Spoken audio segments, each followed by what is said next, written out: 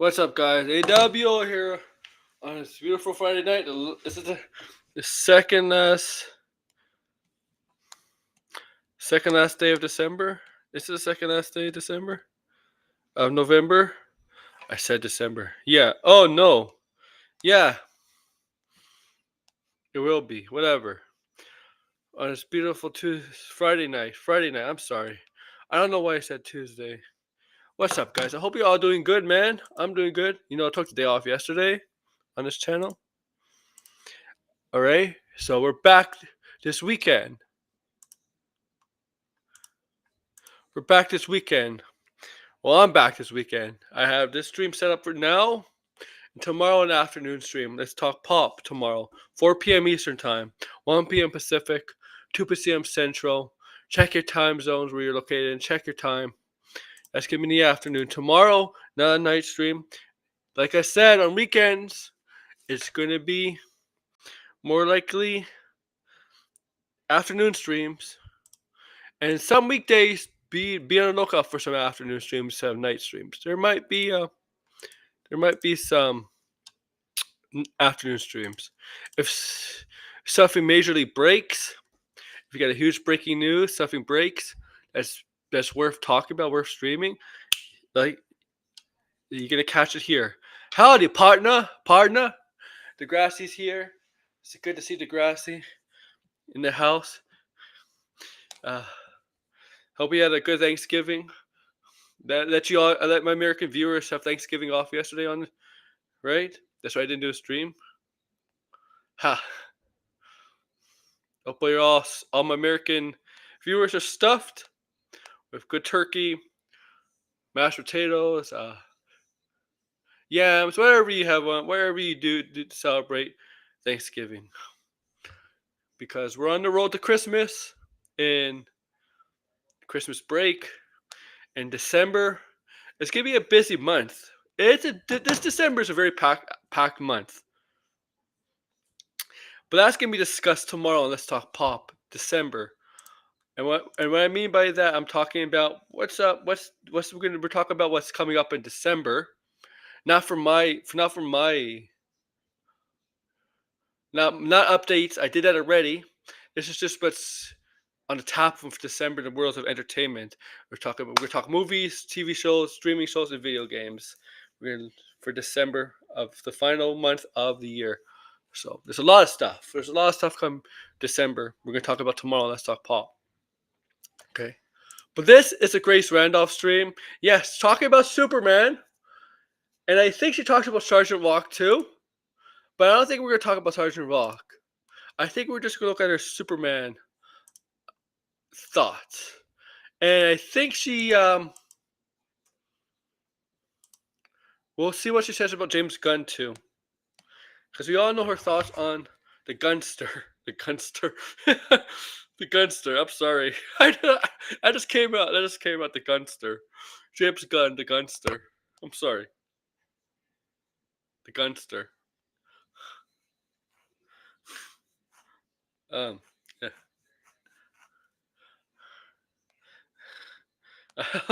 I'm sorry, man. I just had to say it. But yeah, we're gonna look at Grace Randolph, Superman. Now I'll let y'all before I pull up the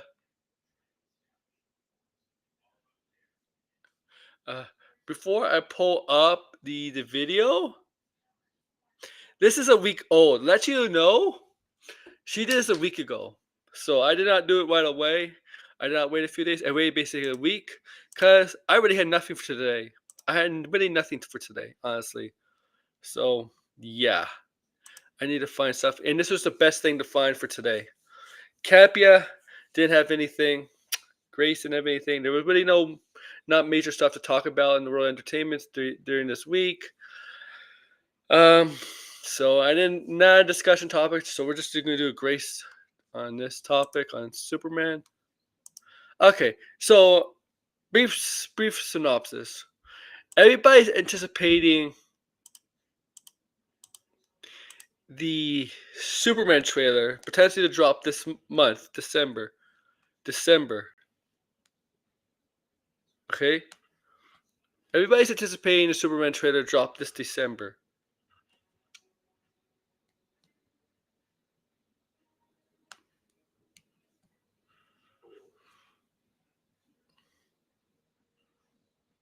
Okay, and we don't know exactly where. It could be a CCXP in Brazil next week. It could be before a movie. It could be at a football game.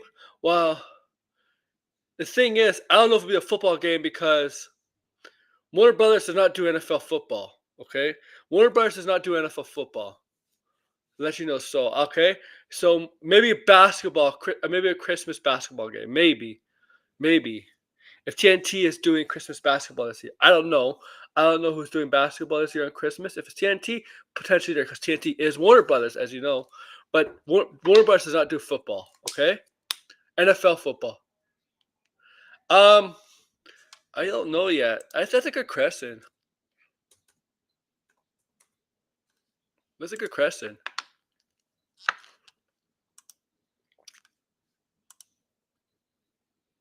Nope, I don't see the schedule. No,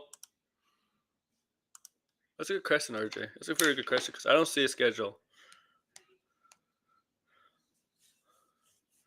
Now, James Gunn says he's not going to be there. If he's not going to be there, I don't think they're going to show the trailer. Now, he says he's not going to be there, but could he be on screen? Yeah, you could do that. But if he's not on screen or if he's not going to be there in person, then I don't think he's going to be there. I don't think they're doing the trailer there. Okay. Now they say some people are saying Mufasa.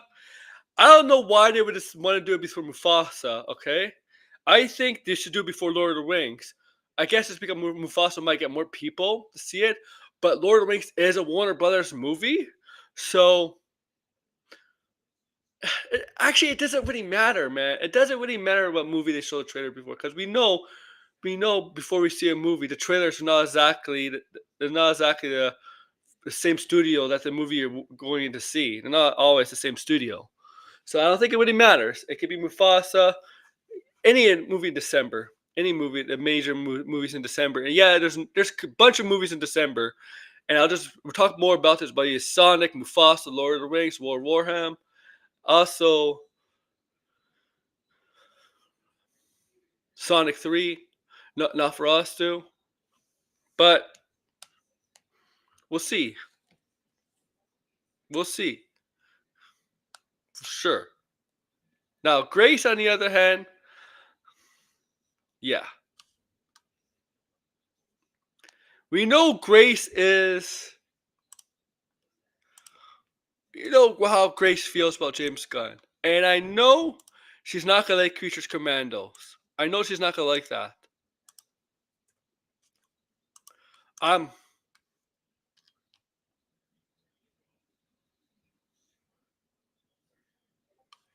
okay.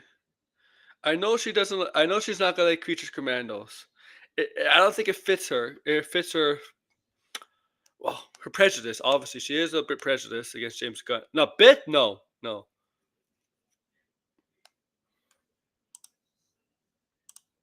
Okay, and I got the video up here. Now I read the comments. So this is a stream. Okay, I read the comments.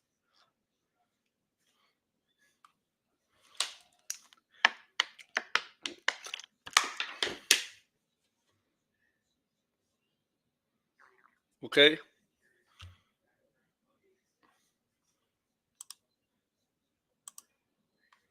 So I'm gonna dive in there. Let's see what she has to say.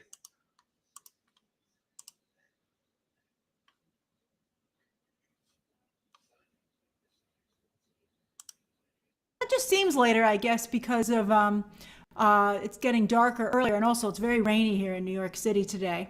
Thank you, Donner. But Donner. And I gotta add my little Oikos with 2 times more protein than the leading yogurt. Use Finish Get dishwasher some yogurt, cleaner guys. regularly Yogurt's to healthy improve for your you. machine's cleaning performance. The treatment that removes grease and lime scale. What was I saying? But it seems some of you are joining who can't usually join, so that's always nice. Of course, Craven's gonna flop. It's gonna not do well. It's to get it has that people curse. who join the live in the group. And today's I'm pouring a lot of tea today. We're gonna have a really nice time. Yeah, I wasn't feeling very well yesterday. Thank you so much, Danny. I heart movies. Ella, right? That's so nice of you to. Oh, thank you, Hector. Yeah, I was just a little off yesterday, so I just watched a lot of screeners that I have as a Critics' Choice member. Hey, Dancing Dog 60. I watched. Thank you, Rogue Frog. You guys are all so sweet. I watched Nora and the Last Showgirl yesterday. I had, and that and some McDonald's made me feel a lot better. Although I have to say, I am a fan. You were feeling good and you had McDonald's. McDonald's. You weren't feeling good and you had McDonald's. Man. If I wasn't feeling good, I would not have McDonald's, man. Okay, whatever. But I know you're not the only one, Grace. Fan of films that have like clear, directives. Like I feel like I'm not a big fan of the films that wander. I know some of you are like that's totally my jam, but I'm more of a fan of films that have like structure. Grace got to ask for some eating butthole. Whose butthole? And like 3-act structure and scenes and like I think that both Nora and the Last Showgirl are more character studies. All right, but anyway, we have 3 great stories to discuss today, and I'm excited to go over them with you. All right. How long is this whole? An hour. Here we go. Story number 1. Boop. All right, there. Boop. Boop. Grace is totally that woman who near baby pulls that I got your nose. Boop, I got your nose. She's totally that. Right? She's totally that kind of person. When she's around a baby, a child, a young child, a young baby. Boop, got your nose.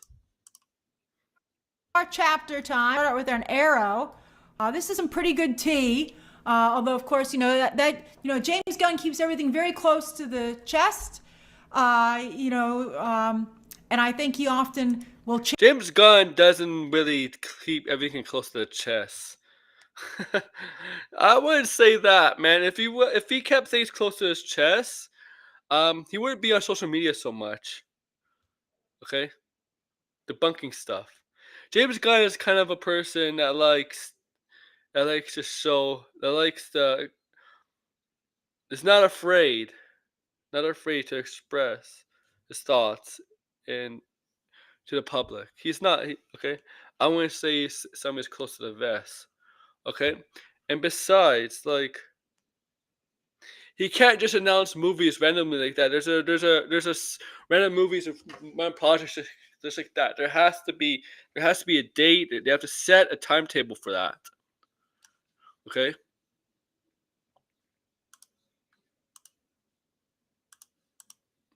Change things, just to spite people. But anyway, he has an interesting, from what I'm hearing, that, well, let's just go over it. It's from bizarre. What I'm hearing, let's just go over it. Oh, okay. But then, sense for DC. Close to the vest. Thank you, Mr. Magic. I was like, that does sound wrong.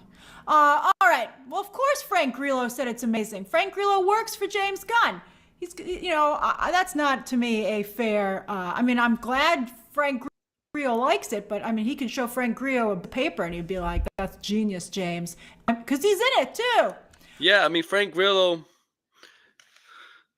Frank Grillo was in Marvel, and he did not like what they did with Crossbones. What is the difference here is between the character here in the DCU and Crossbones. He's actually being used as an important character, more important character than Crossbones. Crossbones.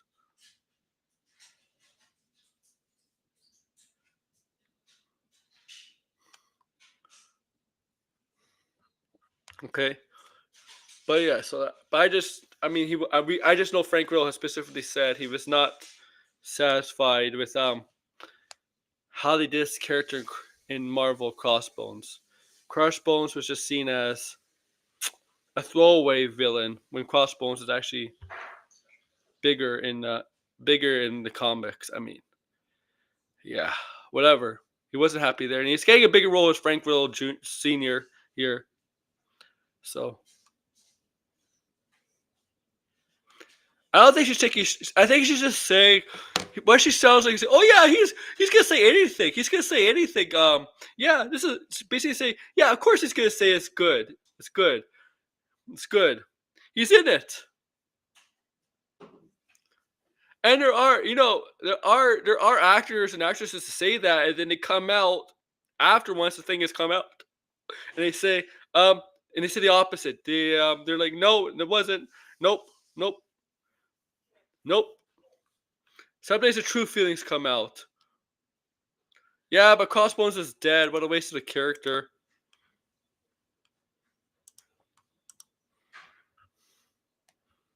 All right. Now, Monday, December 9th is an important day. From what I know, I'm hearing, they're going to reveal the trailer to press, to select members of the press on that day. Okay, Degrassi. December 9th, she says they're going to reveal the trailer to the members of the press. Okay?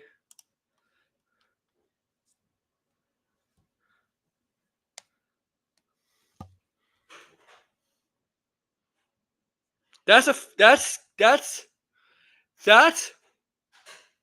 you can look at that two ways. They're either very confident or they're very scared. They're very scared to release it publicly before for everyone to see. So seeing the press could be determine if it's good or not, and then if the press likes it, then they'll release it publicly very soon. It could go either way. That's a 50-50. That's a 50-50. No, that's actually 1 week and 1 week and a half actually. That's a very scary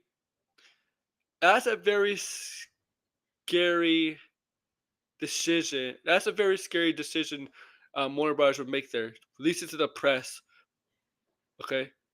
I don't know if I'll release it to the honestly. I don't know. To me, that's 50-50 confidence. That's not full confidence there. They need the press to get the good word out. They might be scared what the public thinks.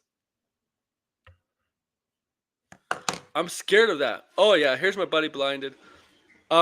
She's gonna. Yeah, I know she doesn't like RJ. I know she doesn't like Creature Commando. She basically said she's not gonna like it. Yeah, I know. And Sergeant, she doesn't know. Hey, blinded. So, but I have a blinded. What's up? You canceled your stream tonight?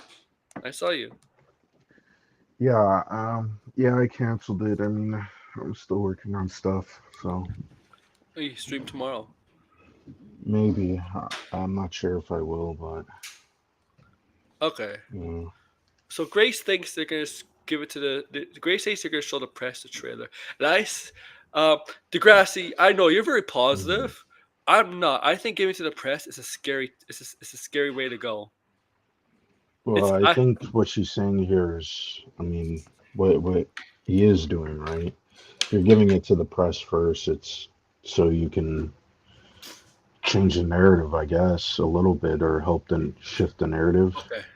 Now, like, I'm not saying shift in a bad way. Like, like I don't know how you would say it. Like basically start rolling the ball. Let's put it that way. Okay. Did they show? I want to show. Did they? Degrassi, did they show it to? I'm not talking about press. I'm just talking about like screen tests. I mean, actual people. Like how other movies do it. Did they show it to actual Mhm. random people? They collect and they give it their thoughts on it. That's I want to know because the press cannot be trusted. You can't really trust the press. Okay. Well, I mean, you got to form your own opinion, right? Like the press Yeah. is there to do their, you know, review, or I mean, in this case, you know, review the product, review the movie, give their opinion. But at the end of I the day, it comes down to your own I opinion. I hope if it's the press, because I sometimes think if they do stuff like this press, I wonder if it's people they choose the people to review the movie and not exactly honest about it. Mm-hmm. You know, like Mm-hmm. if it's okay, that's I'm worried about the press. Maybe I'm worried that they're showing the press first because maybe the press to get the word out, so the fans may be interested. Because instead, if they show it to the fans first publicly or publicly release it on social media on their YouTube channel, um, they may worry the fans may not like it. Mm-hmm. Um, they're very. I think they're being careful, very very careful with this move with the with with Mm-hmm. this. Okay, okay. I think Right. they're being very careful with this movie. Now, if it's coming on the press Monday, December 9th, then the trailer is not coming out on CCXP. Because Monday night, December, by the way, December 9th is after the event. The event's from the Mm-hmm. 5th to the 8th, Thursday to Sunday. The 9th is after the event. Right. Okay? Yeah. I mean, I think they're gonna show it to the press, get some buzz, and then probably around Christmas time when the bigger movies start to come out, that's when we'll get the trailer publicly. Yeah. It might not And even be on YouTube. It might just be in the theaters, and then I Christmas. Then we will get the trailer. where were they show Christmas month? Yeah. Where were they show? Yeah. Because I Did he? think he wants to have. Because I mean, right now there hasn't been a rumor of a Fantastic Four trailer That's the or Super Bowl. I guarantee you that's Super Bowl. yeah, any sort of Marvel. other big movie is not rumored to be getting a trailer. But the So thing is, I mean, they could technically. I things could guess change. they could get up a Fantastic Four trailer just in maybe a teaser trailer. But the Yeah, Fantastic Four just finished filming. yeah, but they probably have a rough cut of a trailer. Yeah. But Marvel likes to save they're the main Marvel movie for the Super Bowl.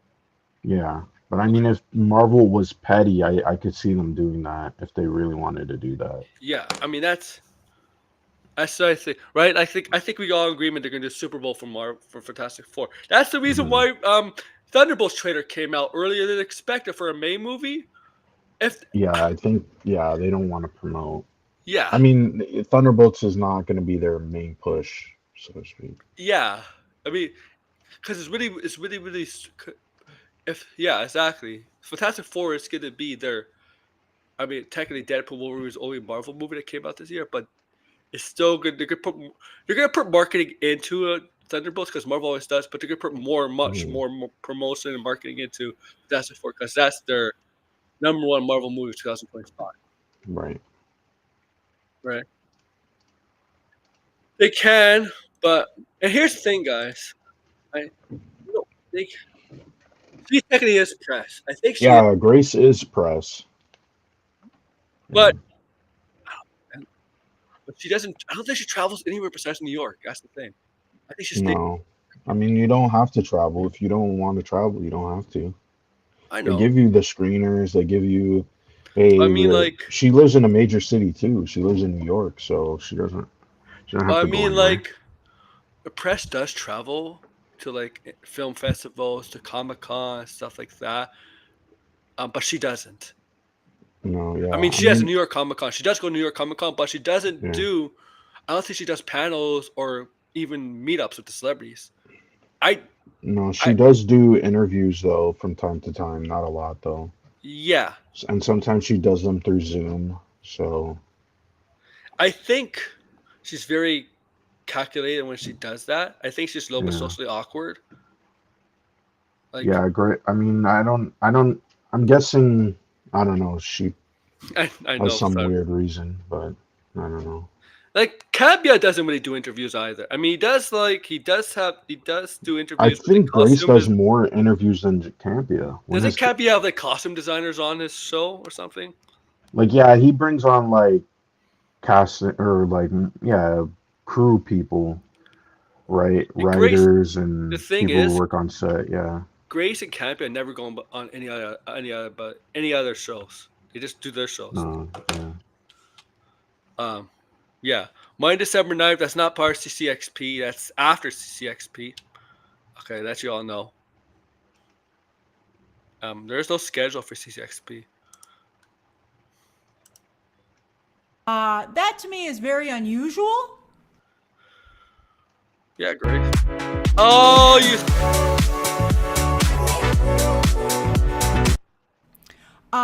You don't see anybody else doing that. I guess I'll just give you my thesis statement now.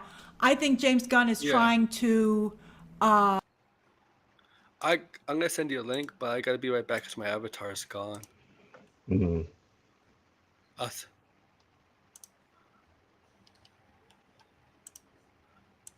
Oh, I'll be right back. when is she? I don't know when the WB panel is. See what people are saying. I'm gonna assume if it was a closed feed to Global Press. You're talking about I'm assuming that's the Superman trailer. Yeah. She probably has lost a lot of her WB sources post merger. She doesn't Well, have. Grace has said that she stopped doing scoops. So. But that's a scoop. Isn't that a scoop?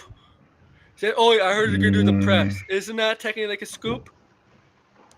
Not really, because she said she heard. I guess so, yeah. But I don't know. It's not like before. She used to say I would hear, they're doing this and that, or there's this problem. She doesn't do that anymore, really, because she said that. I mean, one, there's a lot of problems that it creates, and two, I think the movie studios probably are pissed off when they do stuff like that. And she definitely pissed off a lot of actors. I mean, remember Pedro Pascal doesn't like Grace Randolph. I know a bunch of actors don't like her. Yeah. I know there's a. What I didn't know about Pedro Pascal. I know Jessica. Yeah, she lied about Pedro Pascal, and I think he addressed it because it was her rumor. She was the only one that said that he had a What's the problem rumor? with the Mandalorian. Remember, like couple years ago, the Mandalorian. Yeah.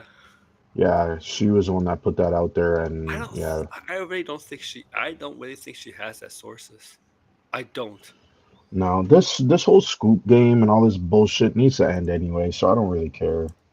She doesn't even really need it. It's not like her views depend on scoops. No.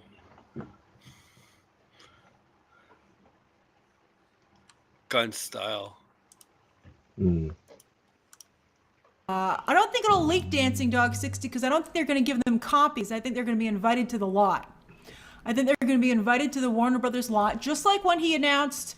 Remember, he announced his slate just to press, and he did a side video himself. Damn. But in terms of like the actual presentation, that was only for press, and we only saw part of it because someone leaked a still from that meeting. Just a minute. Here's RJ. What's up, guys? What's up? What's up? So there's a couple things I wanted to say just off the bat, because I don't know how far you were going to go into this, Aaron. But... Oh, to like the first segment, so she's moved on to the next part. Okay. She... Did I tell you guys about what happened between me and Grace the other day? No. Oh, no. All right. I don't even know if I should say this on the live stream, but I guess I will. So, you can keep watching. I don't want to spoil it, but there's a part in this where she kind of does a rant about James Gunn, and you'll get to it, but she basically... It's the thing that you're talking about, right? With the Creatures Commando thing? Wasn't it this? Yeah. There's a part in this where she said, Creature Commandos will be a test to see if the press will play nice with James Gunn, and they'll keep coddling him, or if they're going to be honest and not pull their punches. Oh yeah, we know we know. Mhm. Yeah, we know. And the other thing is too, like, she was very much talking crap about this show, right? yeah. But then she also was talking crap about Peacemaker and the fans of the show. She said that the show is only for straight white dudes and that it's extremely offensive and misogynistic, and that she refused to watch it. She will not watch the show or talk about it. Yeah.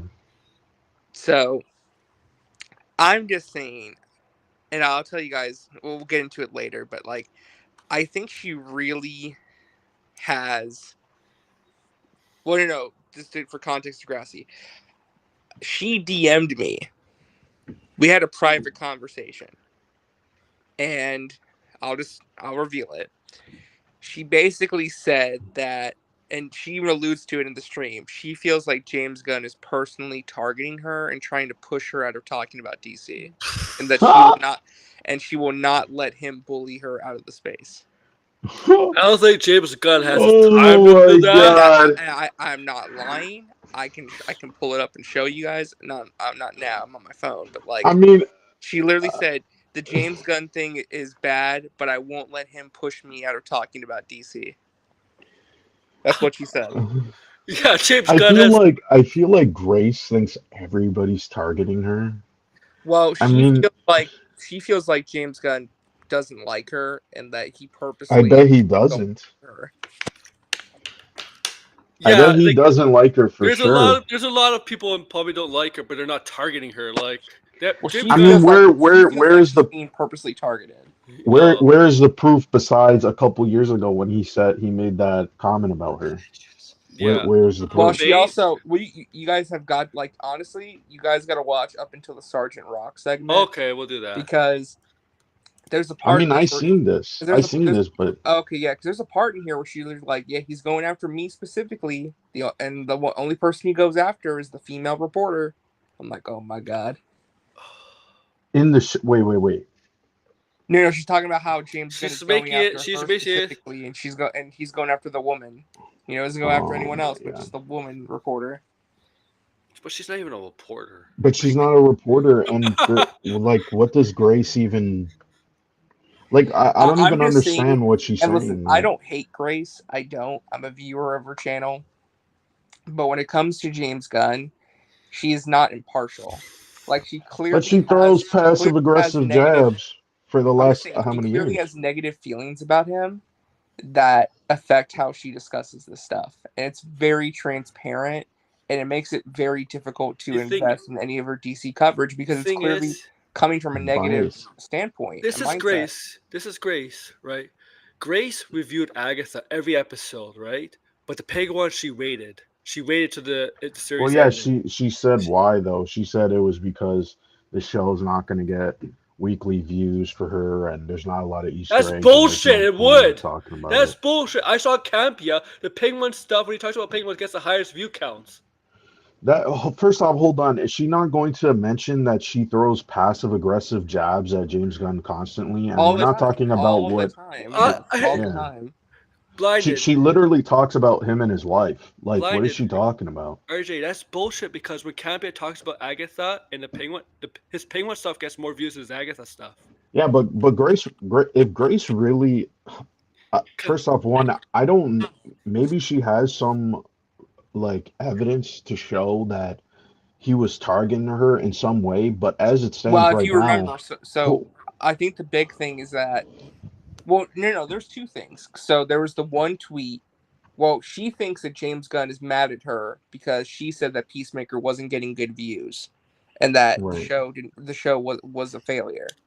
And James Gunn made that tweet saying, like, remember the sun will come out every morning, mothers hug Yeah. their Yeah, childs, and Grace and Randolph will Grace say Randolph bullshit. you, yeah. Yeah, there was that.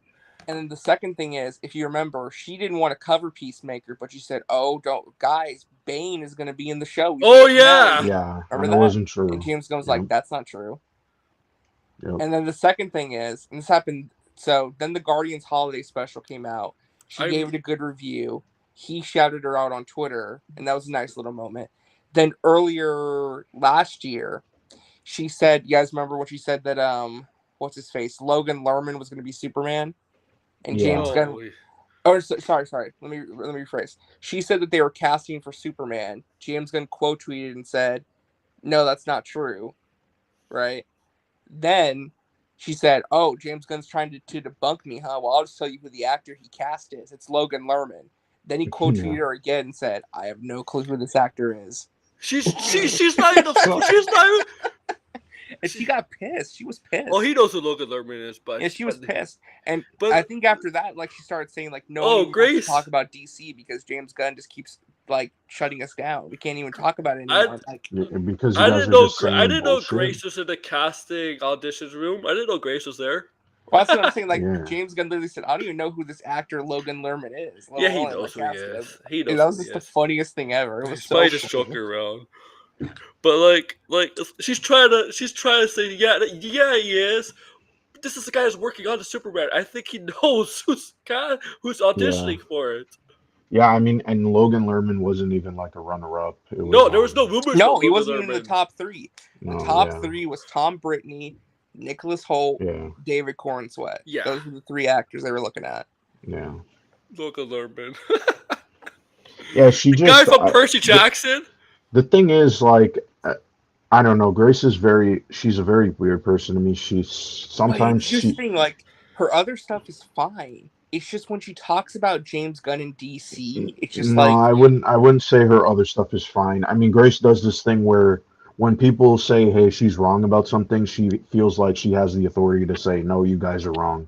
And the perfect example of this is when everybody was trying to tell her the first Alien movie is a horror movie, and she was like, oh, I "No, remember no, that. it's not." Yeah. She started fighting with the chat. Yeah, I was there. Yeah, no, that was insanely stupid of her to say that. I mean, you could say that. I mean, regardless, whatever. But it's just like she does this thing where she always has to be somehow I'm just saying right. when it comes to her coverage of stuff, like when she talks about Star Wars or Disney or all these other movies, it's from a very rational place.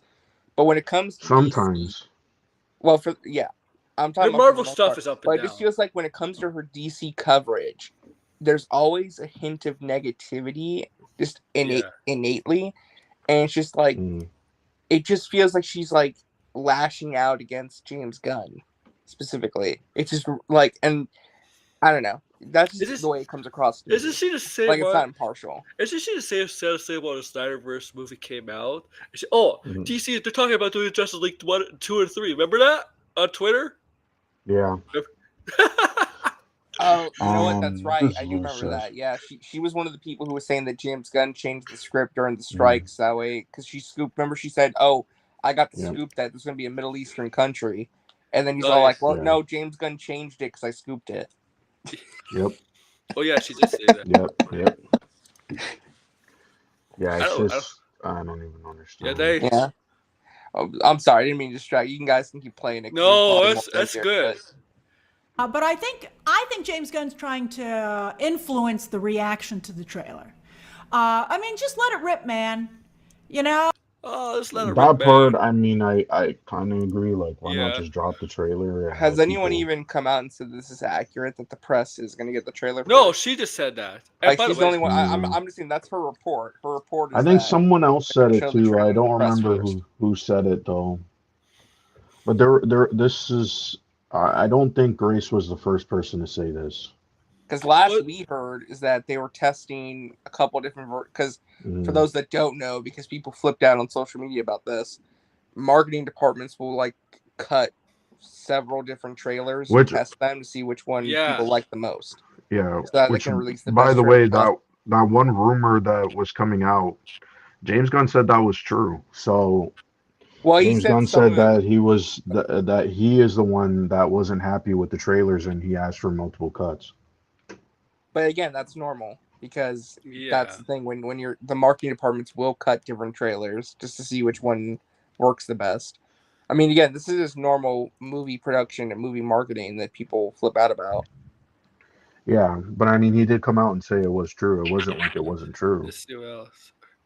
I mean, he said himself he wasn't happy. No DC fan is gonna be like, well, since those press members liked it who saw it in advance, I guess I will like it as well. It's just, that's right. I don't care, Bear. I think he's just trying to I don't care Bears are I funny. think he's just trying to, like, massage it. I think if he had, oh, Lisa, that's so generous of you. I think if he had guts, he'd just release it at CCXP. But I think he must be too nervous that maybe it wouldn't get a good reaction, which Maybe they're saving for I don't know, Christmas. That's my guess. Yeah. I think it's either going to release for CCXP and he's just not going to be there in person. Yeah. He's busy filming Peacemaker or finishing up stuff like editing, or they're dropping it on December 15th for the Superman anniversary. Oh, that's a good point. People forget they might do it on December 15th is the anniversary of They Superman. might. I think that's the better idea. They might do it that day because that's also mid-December when the trailer's been rumored. I think it's better doing the anniversary of Superman. That makes a lot more sense. Yeah. What day is that, by the way? December 15th. Oh, okay. That's let me check. Is that a Monday? If it's a weekday, that would be a Sunday. Sunday. Okay. Yeah, So, movies, trailers trailers typically. They could do it during football if it's on Sunday because they could do it during one of the football games on that Sunday, or they could do it the next day on Monday the 16th. Either way, I think the trailer's coming out the next couple weeks. Yeah. Right. which to me is, I mean, it is what it is. We have one good picture with him and Crypto, although some of you didn't like that, and we have one bad picture where he's putting his Well, boots. that wouldn't be the question. My first question about Dan Marcus Carfaco on Wednesday. Why Mike DeLuca? Christmas. I don't know, because the football games at Christmas is not Warner Brothers. Warner Brothers does not do football. I wouldn't do it on Christmas for two reasons. One, everyone's going to be home and kind of away from social media. Yeah. Two, I think that those Netflix football games with like the Beyonce halftime show are going to like eat up all the attention. It just, I wouldn't do it on Christmas. I do it before Christmas. Yeah. There's a chance the NBA tournament final is co-produced with Warner Brothers and Disney. There's a chance the tournament finals may show. Maybe that's a Sunday. I don't think it's going to be a sports thing. I think they're just going to drop it online. Oh, that's true. I think for like the full trailer, that'll be like next year, like during the Super Bowl or one of the big games next year. Well, be like blind to think game or something. Be blind to think the Fantastic Four trailer is dropping Super Bowl. Yeah. I think Super Bowl next year, it's definitely going to be Jurassic World Rebirth. Universal always buys Super Bowl ad spots for trailers. That one's a lot. I think it's going to be all three of those movies. 4, I think, is a maybe. I could see them putting a trailer in February though for Captain America though. And we got to remember there is a We'll big see. college bowl game in January. That's true too. They could do something then too. Yeah. On. So we don't know what the Superman trailer will be, which direction it will go at.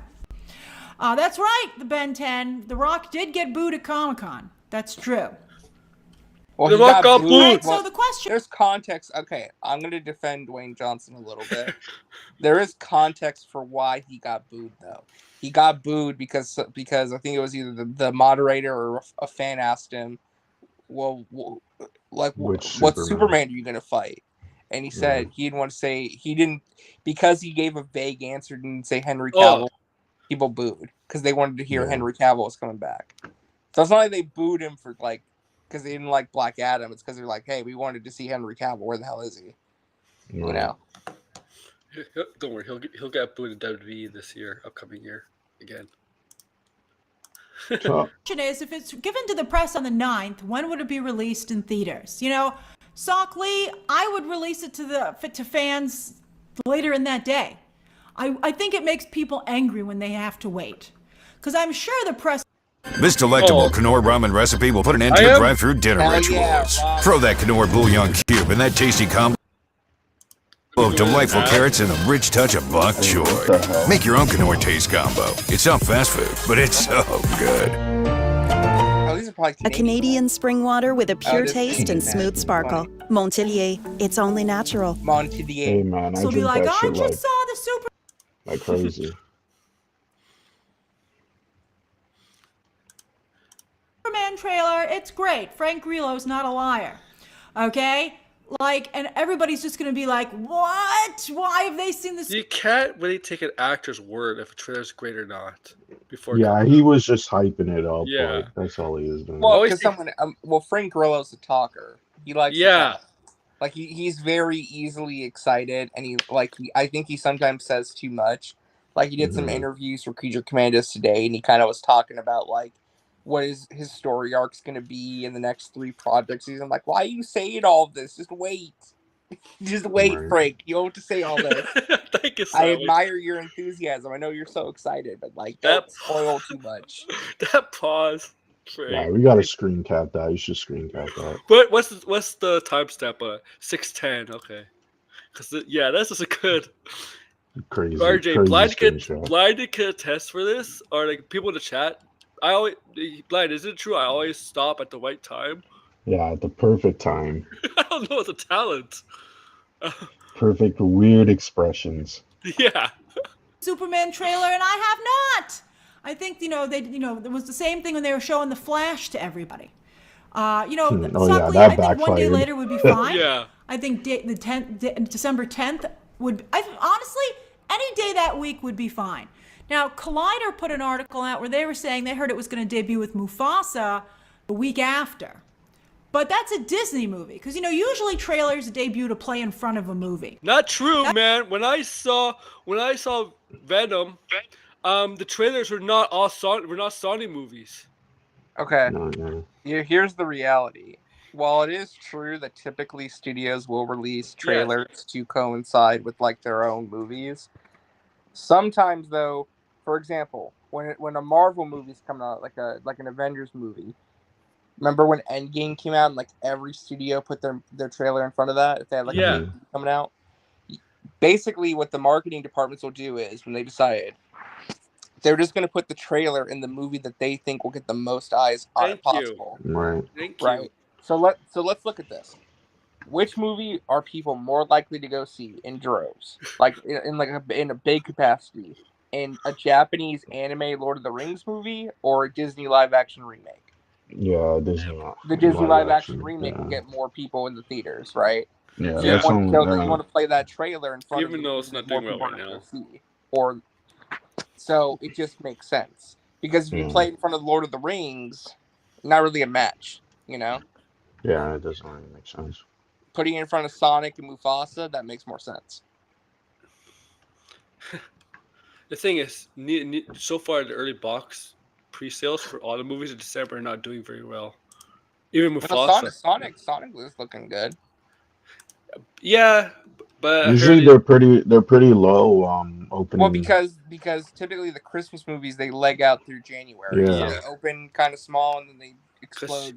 Yeah. Because January's always been a weak movie month. Yeah, they're movies. Yeah, movies don't like unless it's like a really big movie. They don't open like an Avatar or Star Wars. Yeah, or Spider-Man, right? Well, yeah, usually the big ass movies in December usually come out like the last week of December, or the second half. And I'm looking forward to the Lord of the Rings movie. I'm just saying that like it's not going to be a big movie, So if you're playing the Superman movie, right, or this trailer, and you want it to be a big deal, and get for as many people to see the trailer in theaters as possible, you're gonna need word of mouth. Mm-hmm. If they release the the Superman trailer from Lord of the Rings, Lord of the Rings is gonna need a word of mouth a lot. And it's not project. I mean, I think it'll the point being is you just want to get as many eyes on it as possible. Yeah, I'll see the movie Lord of the Rings. I'll be there. That's why you're seeing so many trailers dropping right now, because everybody wants to be in front of Wicked. So Wicked and Moana 2. So you're seeing a lot of trailers dropping, particularly to be in front of those two movies. I don't know why nobody wants to be in front of Gladiator. But, I think that you're seeing a lot of trailers right now because people want to be attached to I saw some big trailers drop in front of Venom, so okay. So Venom, I guess you could classify as a big movie, even though they make a lot of money. Would the Warner Brothers? So why would Warner Brothers put a Superman trailer on a Disney movie? Now, the only Warner Brothers movie for the month is Lord of the Rings, The War of the Rohirrim, which they're trying to push pretty hard. It has an IMAX, it's getting a couple IMAX screens. So if I were going to put it in front of a movie, I would put it in front of the War of the Rohirrim, which works because December 9th is the Monday. Well, I think she might change her mind now because the LinkedIn is the place to be. Start advertising on the highest return. Before that The movie thing is, Lord of the Rings does attract kids, but I have a feeling War of the Rohirrim, it's a little bit more adult than a typical Lord of the Rings movie. It's also high fantasy. It's a Japanese anime movie. Yeah. You know, it's not going to be a traditional blockbuster. Warner Bros. Is not expecting that movie to be the trilogy, man. Like anything like the trilogy. Like no, I mean it'll probably perform like some of these theatrical release the Japanese anime films have, like around like the 20 million opening range. Which is good. I mean, which is to do well. I mean, the Dragon Ball Z movie that came out last year did very well. Or like the Demon Slayer movies and the My Hero movies. Well, that too, Degrassi. Like that's the other thing too. It's a good point as well. Like showing the trailer in front of movies and theaters is important, but like the online engagement is where it's at, because that's where, let's be real, more people are going to see the trailer on their phones or on their devices than they will in the theater. Yeah. Well, I mean, but you also want to get that. So if you release the trailer to the public Tuesday, Wednesday to play in front of War of Rohirrim, which hits theaters on Thursday, that works to me. That would be acceptable. I do want the trailer to come out soon because I know Grace did a bash on it and I wanted to stream on it. I like that. I think to show the trailer on the 9th and make people wait. What? I think it's guaranteed at this point that she's setting this up because she's gonna hate the trailer. Yeah, and we're gonna take a look at her reaction to it. Unless we live in a reality where the trailer's so good, even the most diehard haters have to admit it actually looks decent. Of course, I don't know. Yeah, you're right. I know that's a stretch. I'm just saying, like, imagine if we lived in that world where the trailer looks so good, even the haters have to say it looks okay. Yeah. I don't know how it's going to be perceived, to be honest. Like, I don't even have movie is going to be Hunt for Golem. That's going to be the real big Lord of the Rings movie, Hunt for Golem, because that's live action again, and probably get some familiar characters in that movie coming back. It's too long. I don't think it's a good idea to do a press event for a trailer. I think that it's... Why, because you're not invited? You know, I think that James Gunn feels he can have this level of control. You know, like he's going to do it different than everybody else has ever done it. And he is doing it differently. You'll notice that he's totally shut down any reporting about DC. Like, it's not reporting, like, what, not like, helpful to the franchise. What is she talking about? Like, they still put out reports. He's shut down all reporting because what basically her insinuation is that reporters are too scared to report on DC because they feel he's going to debunk it. But that's not even true, because guess what? They put out a report saying that they're making a Teen Titans movie, and James Gunn has never acknowledged it. Headline says they're making a Sergeant Rock movie. He hasn't said anything. Yeah, he hasn't said anything either. So that's not even true. Yeah, that's what I'm saying. Like, he's been debunking claims that are like more like internet scoopers. Like, Grace thinks like internet scoopers are journalists. They're not. They're not. No. There's a difference. Yeah, just because you put out some bullshit on the internet doesn't make you a journalist. Like, come on. Yeah. But that's what's happened. You'll notice that nobody runs any speculation about DC. I've noticed right lately that the movie pundits like Grace, Cappy, even Chris Harloff are starting to do streams on Scoopers, and I'm like, why? The thing is, like, running the scoops and all that stuff. Like, the problem that has risen is that people have taken these scoops as official news. Yes, gospel. Because because Grace has a massive platform. I don't mind if you talk about rumors, but if your main headline for a show is this rumor, we're going to talk about this rumor, and there's some truth to the rumor, and then it doesn't come true. Well, I mean, what sense does it make on report or talking about these rumors? You're just hyping up people. You saw earlier in the Discord, right, where essentially blinded. Yes, it wasn't Harloff. But the title, even though it's the title, I'm like, come on, guys. You really have to talk. You think James Gunn's going to cancel Batman too? Because it's a slow news week, and so they needed something. Yeah, people, need something to talk about. You know what? Because somebody just runs like a little bitch to James Gunn and says, is this true? and then he just outright often Grass, will I say sent you it's an not invite, what by it the way. is, and that's just the A so drinking nobody game. wants to deal with that. So that's just the problem that you have. Go back by like 15 seconds because I You saw know, this. so I think that's I want to hear to this. show the trailer. We're kind of ahead of the air. You'll notice that nobody runs any speculation about DC because somebody just runs like a little bitch to James Gunn and says, "Is this true?" And then he just outright often will say it's not what it is, and that's just and so nobody wants to deal with that. So that's just the problem that you have. So wait, hold on, pause. You know, so she's saying that people run like little bitches to James Gunn and ask him if something is true, and then he says it's not true when it is true. So he's lying. What has he lied about when he said like what? No, those debunkings are But you see like how angry she is. She's like, oh, they run like little bitches to James Gunn and ask him, is this true? Like, why is he so angry? Yeah, why are you angry? People ask if stuff is true all the time. Why are they so angry? Like they know they think you get answered because if Kevin Feige was online, people would be doing the same thing too. Kevin Feige has an account. But if he was active, that's what I'm saying.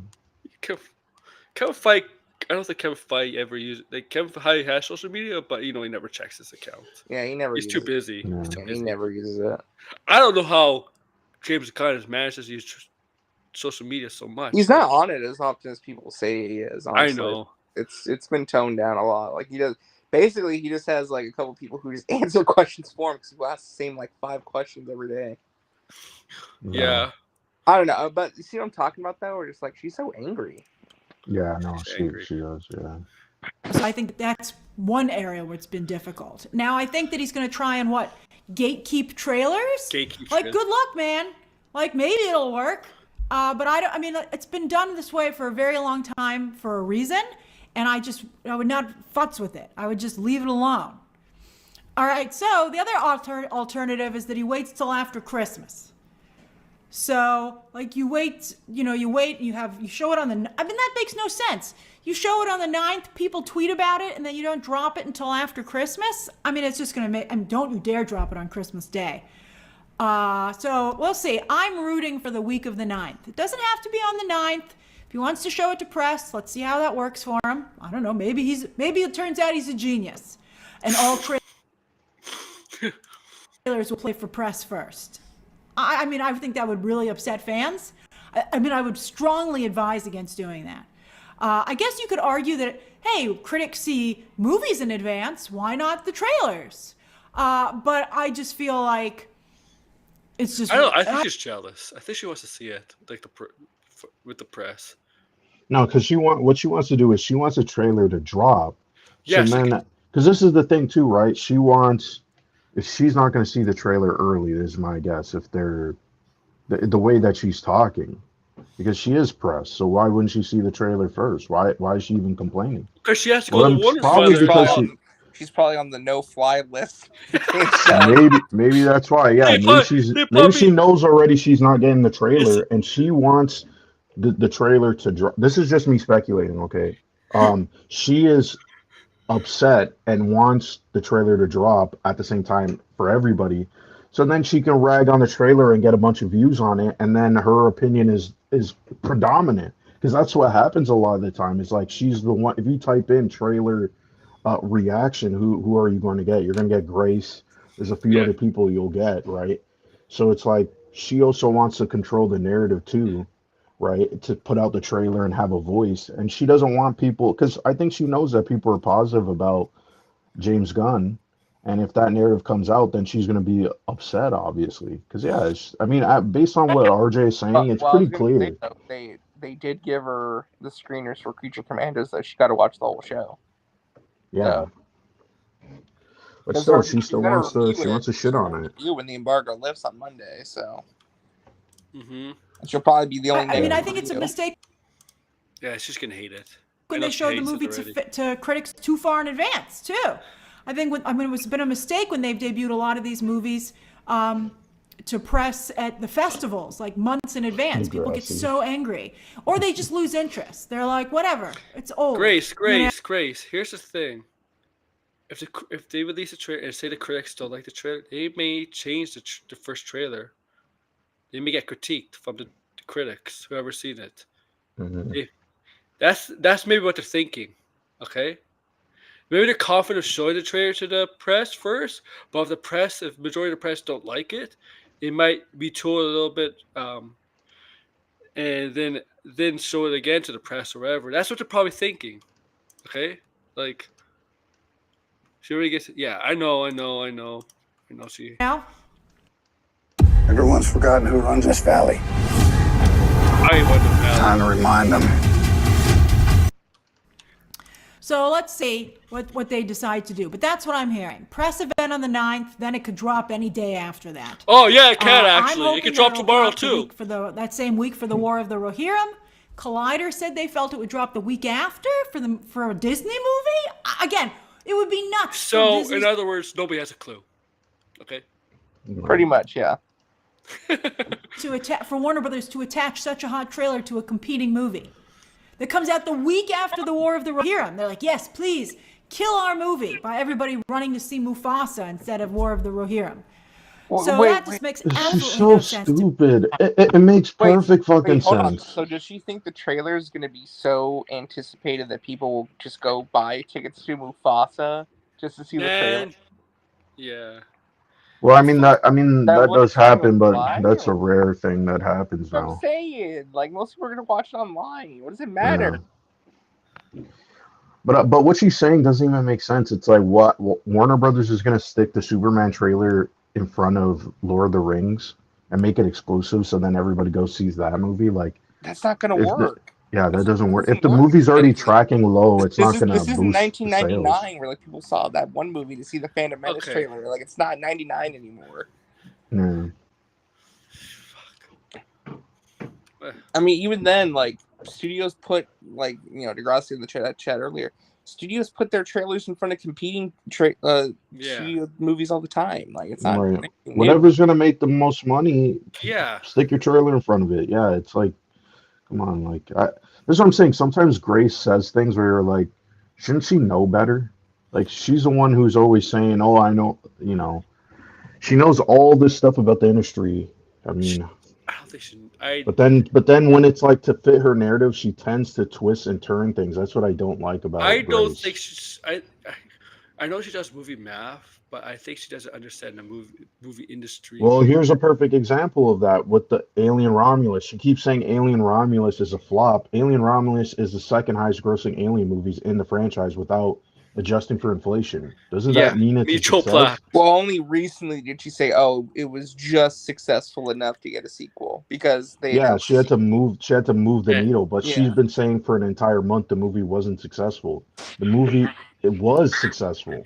Maybe it didn't make the thing is, she wants an Alien movie to make 500 plus. That's never even happened in the franchise's history. Most horror movies don't crack that. No, well, I mean, the thing is, they obviously, the thing is, I mean, I think a lot of people do this. I do this too. The rule of thumb with a movie, right? Where it's like, oh, you double its production, a cost, and then you get the entire movie, right? To what do you call it? To consider marketing, right? So it's like they would have to make this amount of money plus to break even, and then then there would be in the profit, right? So if you look at it for Alien, they didn't do that. I think it broke even, but that's still a success for that franchise because the franchise doesn't make a lot of money. No. So if there's signs of, hey, there's some life here, if we make a sequel, market it well, it could maybe make more money, or it could make the same amount of money. She thinks every movie has to make a certain amount of money to be considered a success. Yeah, well, why is every movie being compared to a Marvel movie? It doesn't even make any sense. That's too of a high bar. That's too high expectations you're putting on. Because if that's what people in Hollywood think, then man, these executives are delusional. But this is Grace Randolph. Like Grace sometimes acts like she runs a movie studio for real. Like she's the one sitting in front of all the receipts and all the financial documents. It's like, come on. We know. We watched her Mario stuff a year ago. Yeah, Yeah, her she video drive games. the movie, then she said, "Oh, who would watch this movie?" The movie did a shit ton of money because Grace doesn't know that the series She, is widely popular she among many underestimated. generations. Underestimated how big Mario is. Like like Yeah. like Blind said, going back Which, by 40 the way, years. yeah, she always does this. If there's something she doesn't like, she always likes to go. Well, let's put it this way: Grace is a very pity or not pity, petty Yeah, person. I pity. know, yeah. My brain, like I said, It's I'm also not doing well. Yeah, she's a very petty person because if you notice when a movie does extremely well that she doesn't like, she has to like basically swallow her words and say, "Well, the movie's doing great." Or has to But when it's a movie, rationalize why it did well. yeah, then yeah. But then when it's a movie everybody likes and that flops, she feels now she's got to like almost throw sand in I people's mean, eyes and fucking dig her heels in the sand and say, I "I told mean, you so." once she said she liked Morbius, you can't really take it seriously. Now she did this years ago with Blade Runner. Yeah, Years ago, if anybody remembers that, it's been years now, but Blade 7 Runner, people loved the movie. She said, "Oh, it was too art house and blah blah blah." People were like, "Hey, why are you crapping on the movie? It's a great movie." And then the movie didn't do well, and then she was like, "Haha, I told you so." And everybody was like, "Why does it matter? It's still a good movie, right? It doesn't matter if it flops." Like, yeah. but that's Grace's logic. She always feels like if a movie succeeds, then it proves its worth Most as a most piece of entertainment, which majority is of good movies don't make a lot of money. like yeah, good. Well, I mean, the thing is, I mean, like, yeah, I think it is a rule of thumb. Like, yeah, look at the Joker 2. Pretty much everybody saw that movie, or Yeah, majority of the people saw the movie and said it wasn't good, and that's why the movie didn't do well, right? But yeah. to a lot of other people, they like the movie. What else can you say, right? Like, does that mean like their opinion is wrong? No, like it's subjective. But this is how Grace thinks. It's like, but then she always plays this card. Whoa, it is subjective, and this is art, and blah blah blah. Like she was the one talking about Kate Blanchett and Borderlands, praising the movie, and then like no, I think she's just in love with Kate Blanchett. That's it. I mean, yeah, I don't that blame. review. I don't blame her. Grace is great. I mean, yeah, she never really, in my opinion, she doesn't own up to her own faults when she's wrong, and that's No, what I don't like about Grace. She always doubles down. She always seems to be very passive aggressive, backhanded. That's the reason why I don't like Grace, but she is very entertaining to watch, and sometimes she does make decent points. But I'm not going to support her honestly because I don't like the stuff that she does. yeah. All right, let's continue. So let's see what they decide to do. Then, Riley, what is that? I mean, I can't cover it today. We already have stories. Oh yeah, that's someone said. Oh, Henry Cavill's coming back or something like that. In the horror movie. Oh Oh, God. Something. Yeah, someone put I something. think that in would the be chat. on Deadline, if that was true, about Henry Cavill joining Star Wars. Henry Cavill joined Star Wars. What? So, Yeah. Someone fell for a fake who story. has the story? Oh, who has the story? She thought it was real. She was looking. She was double checking. She should have known that That's not Henry true. Cavill. There you Henry go. Cavill I don't can't think even it's get true. work anywhere. He ain't in Star Wars. Get the hell Riley, out of don't here. fall for crap Warhammer stories. is not gonna get happen. I'm sorry. It's And on what YouTube? Star Wars project? I mean, I'm on YouTube. Oh, YouTube. Oh my God. Oh, you. Oh, somebody. Yeah. You see, you got your news from YouTube. Might as well just. Do you remember? Do you remember? Blind. Remember a couple days ago I showed you that channel with all those Marvel rumors. Yeah, like there's channels that are just dedicated to lies and they never get called out. Yeah, me and Blind are thinking of doing stuff like that for the hell of it. Yeah, like I mean, I don't think we talked about this, but you remember when people fell for that bullshit where She-Hulk, they were like, "Oh, Oh, She-Hulk was Deadpool. cut from Deadpool," and the actress said so, and then you listen to the clip, and the actress is literally making a joke. It's satirical. Yeah, she It's was like, never in it. Yeah. yeah, it's so stupid. It's like, man, like, are people that stupid where you guys don't know what sarcasm is? Like, Well, I think so. I think a lot of people are literally brain dead. They don't know what anybody sarcasm who is. believes She-Hulk was going to be a Deadpool is an idiot. I'm sorry. Yeah, and then they also believe that she was suing because that's part of the joke. She Yeah, just went she was. on and Oh, you're on talking about Mike ranting. Zero. That's all Mike Zero stuff. That was not Mike Zero. This was No, but another Mike channel. Mike Zero would make stuff. No, Mike Mike Zero Zero would make was stuff doing like that whole that. stuff about the She-Hulk thing about being cut from Deadpool. Yeah, but there's a specific channel that who started the rumor. He is the source of the rumor. It was not Mike Zero, and I don't know the guy's And name, the but I've Chuz seen some picked up other on people it. talk about him. The Chuz picked up on it. Yeah, he was the one, and his whole channel is literally just spreading like fake bullshit for Marvel and Disney stuff. It's not Doomcock So because I don't Doomcock. know who. I have to go and look. I have to I go think and look. Doomcock. It's not Doomcock, but I know Doomcock did talk about it. It was not Doomcock. No, this is somebody new. This is someone like they just started their channel maybe a couple years ago. Oh my god. Yeah. But if it's not in the trades, and I've not heard anything about that, I would have heard that. I think I would have heard that for sure. No, you wouldn't. I was like, I'll don't go mess look up up the who stream, that guy man. I'm in the is. middle of the stream. I got my groove on. Don't mess up the Emperor's groove. All right. So anyway. Move on. Why no XSP? All right. So after Christmas, then why no CCXP? I think it's just be horrible not to can't believe he's not releasing this trailer at CCXP. Brazil has done, well, I don't know. Some could argue that Brazil has led DC off a cliff. But at the same time, they absolutely just love DC more than anyone. Nobody does. This holiday, give yourself more convenience with the Kia Sorento. Give yourself more room for passengers and enjoy a little holiday magic.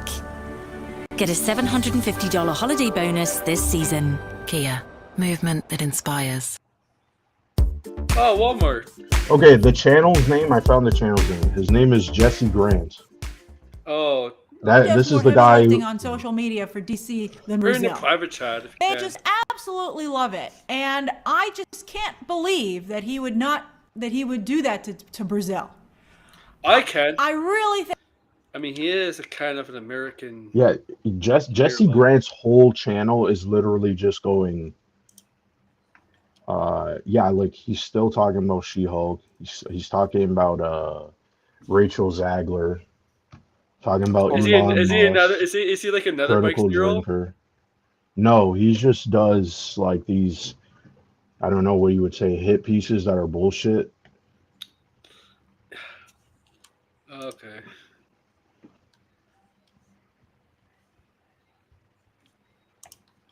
Yeah, but I mean, he gets a lot of views. It's just perfect, and yeah, Ben 10 agreed. It would just be so perfect to take this trailer and debut it at CCXP. It's just such a beautiful opportunity. I can't even believe that he would debut it just a few days after. Like, he doesn't have to fly to Brazil. He could zoom in. Kevin Feige just zoomed into a conference. It wouldn't be the same if he's not there in person revealing the first trailer. I think it wouldn't be the same. It wouldn't be as special, I would think, because he should be the one to announce forever. He should be the one to say, and now the trailer for Superman, like actually on stage, not like actually on the screen. It just wouldn't be as special. Asia, it's fine. I just feel it would have been really, really nice to do it. Asia would not have been good because Brazil is a better market because Brazil is a couple hours ahead of us. Asia's way ahead of us. We'd be asleep if they did in Asia, and I don't think they want to do that. Yes, Europe would be up, Asia would be up, but North America, South America would still be asleep. And to be fair, he is an American icon, Superman. So, yeah, there's the thing. At CCXP, but will he change his mind, K. Walton? I don't know. I don't even know if DC's even presenting at CCXP. I don't think he's going to mess up this press thing that he's done with the press on. I mean, maybe these things could always change. I'm sure someone right now is like, "Dear James Gunn, Grace says the trailer is going to drop here," and he could just change it all. But I'm just telling you what I've heard. That's your alt, Grace. Now, as for my trailer expectations, I think it's going to be a teaser. That's right, Elise. I think Elise is right. Teaser trailer now, full-blown trailer for this. It's always a teaser first. Always a teaser. This above Indonesia? Really? Oh, wow. That's interesting. Yeah. Super Bowl. I mean, come on. What's more American than Superman in the Super Bowl? I mean, that was really very nice. That's true. Brown-Eyed Sheep says, why on the 9th of December will it not take the heat, if any, from Creature Commandos? The Creature Commandos review embargo lifts on Monday, December 2nd, by the way.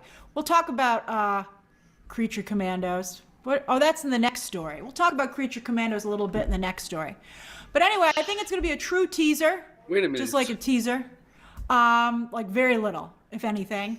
But I think the real question is it going to be like very much in James I want Gunn's to hear the music to the movie. I want to hear if it's inspiring like the classic John Williams. Yeah.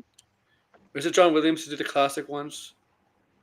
Yeah, right. I mean, it's John Murphy doing the score, so we'll see. I hope it's inspiring like that, like an inspiration from that. Not like I don't want it from like Man of Steel. I want it to be the hopeful kind of music. Right? Like that's what I want. style. Will it feel like just another James Gunn movie? Like he has such a strong signature style that, will Superman, I mean, it seems like it fits in that style, unfortunately, but I hope that it doesn't. I really like the Superman and Crypto photo. I really dislike the Superman boots photo. That's funny, Dancing Dog 60. Will it have a pop song? Oh, I'm under embargo for Creature Commandos, but I think I'll review. Yeah, we're gonna see Superman dance. Oh, here you go. This is the part right here, I think. Okay. I'm gonna probably drop my Creature Commandos review the day after. I'll just say it here. I think Creature Commandos is going to be a really big test as to whether or not the press is going to be honest about James Gunn, or whether or not they're going to treat him with kids' gloves. Historically, the press has been particularly comic book press, has been extraordinarily kind to James Gunn, like above and beyond. They have supported him so strongly. So, but then, we don't, we'll see what the audience says when they tune in.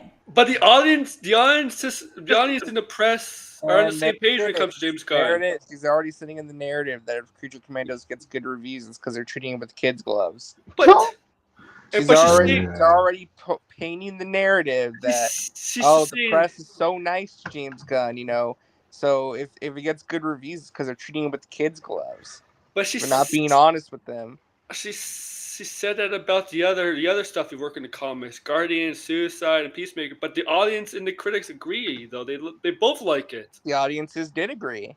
Yeah. But according to Grace, that audience is very niche and small. Guardians made $800 million. Yeah, how much did Guardians 3 make? Yeah. Over 800. He calls out his DC fan audience as being very niche and small. No, there's a. Oh. They haven't even. How much? Well, how stupid this sounds? Peacemaker being a niche audience and the Suicide Squad being a niche And audience. who cares? Because those are not what this. It would make sense if, we've seen Superman and we're like, damn, this is like Peacemaker and Suicide Squad. But we haven't even seen the trailer. And they've already admitted that this is going to be for a wider audience. So wouldn't it be better to compare it to Guardians of the Galaxy, which is more successful than the thing is, she keeps saying that Peacemaker did poorly, but there's where's the evidence for that? She's been saying that for 2 years. No, even Warner Brothers said it was successful. Yeah, why is she it doesn't even make any sense. Yeah, but I'm just saying that. Did you guys notice though? She's already saying, the press. Yeah. Press is going to treat him with kids' gloves. They're going to give it good reviews. So it's not legit. She's insinuating that James Gunn bribes the press to like everything he makes. I don't think that's what she's trying to say. I think she's trying to say, they love him, so they're nice to him. Right. But I don't know.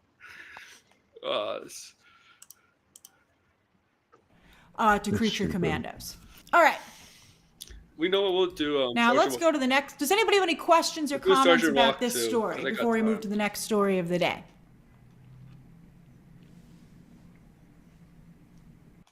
Oh, wow. She's been looking for an insight in that data forever. Why there's so many damn advertisements tonight? Did you tell her about Sassfire? No, I thought you did. I'm gonna tell her. Oh, no. The quickest way from a billion points of data to a point of view. Sassfire. What the fuck is Sassfire?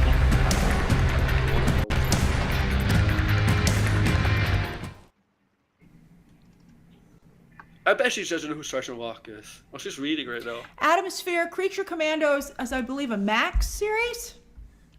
I don't think it's on HBO. Yeah, it's on Max specifically.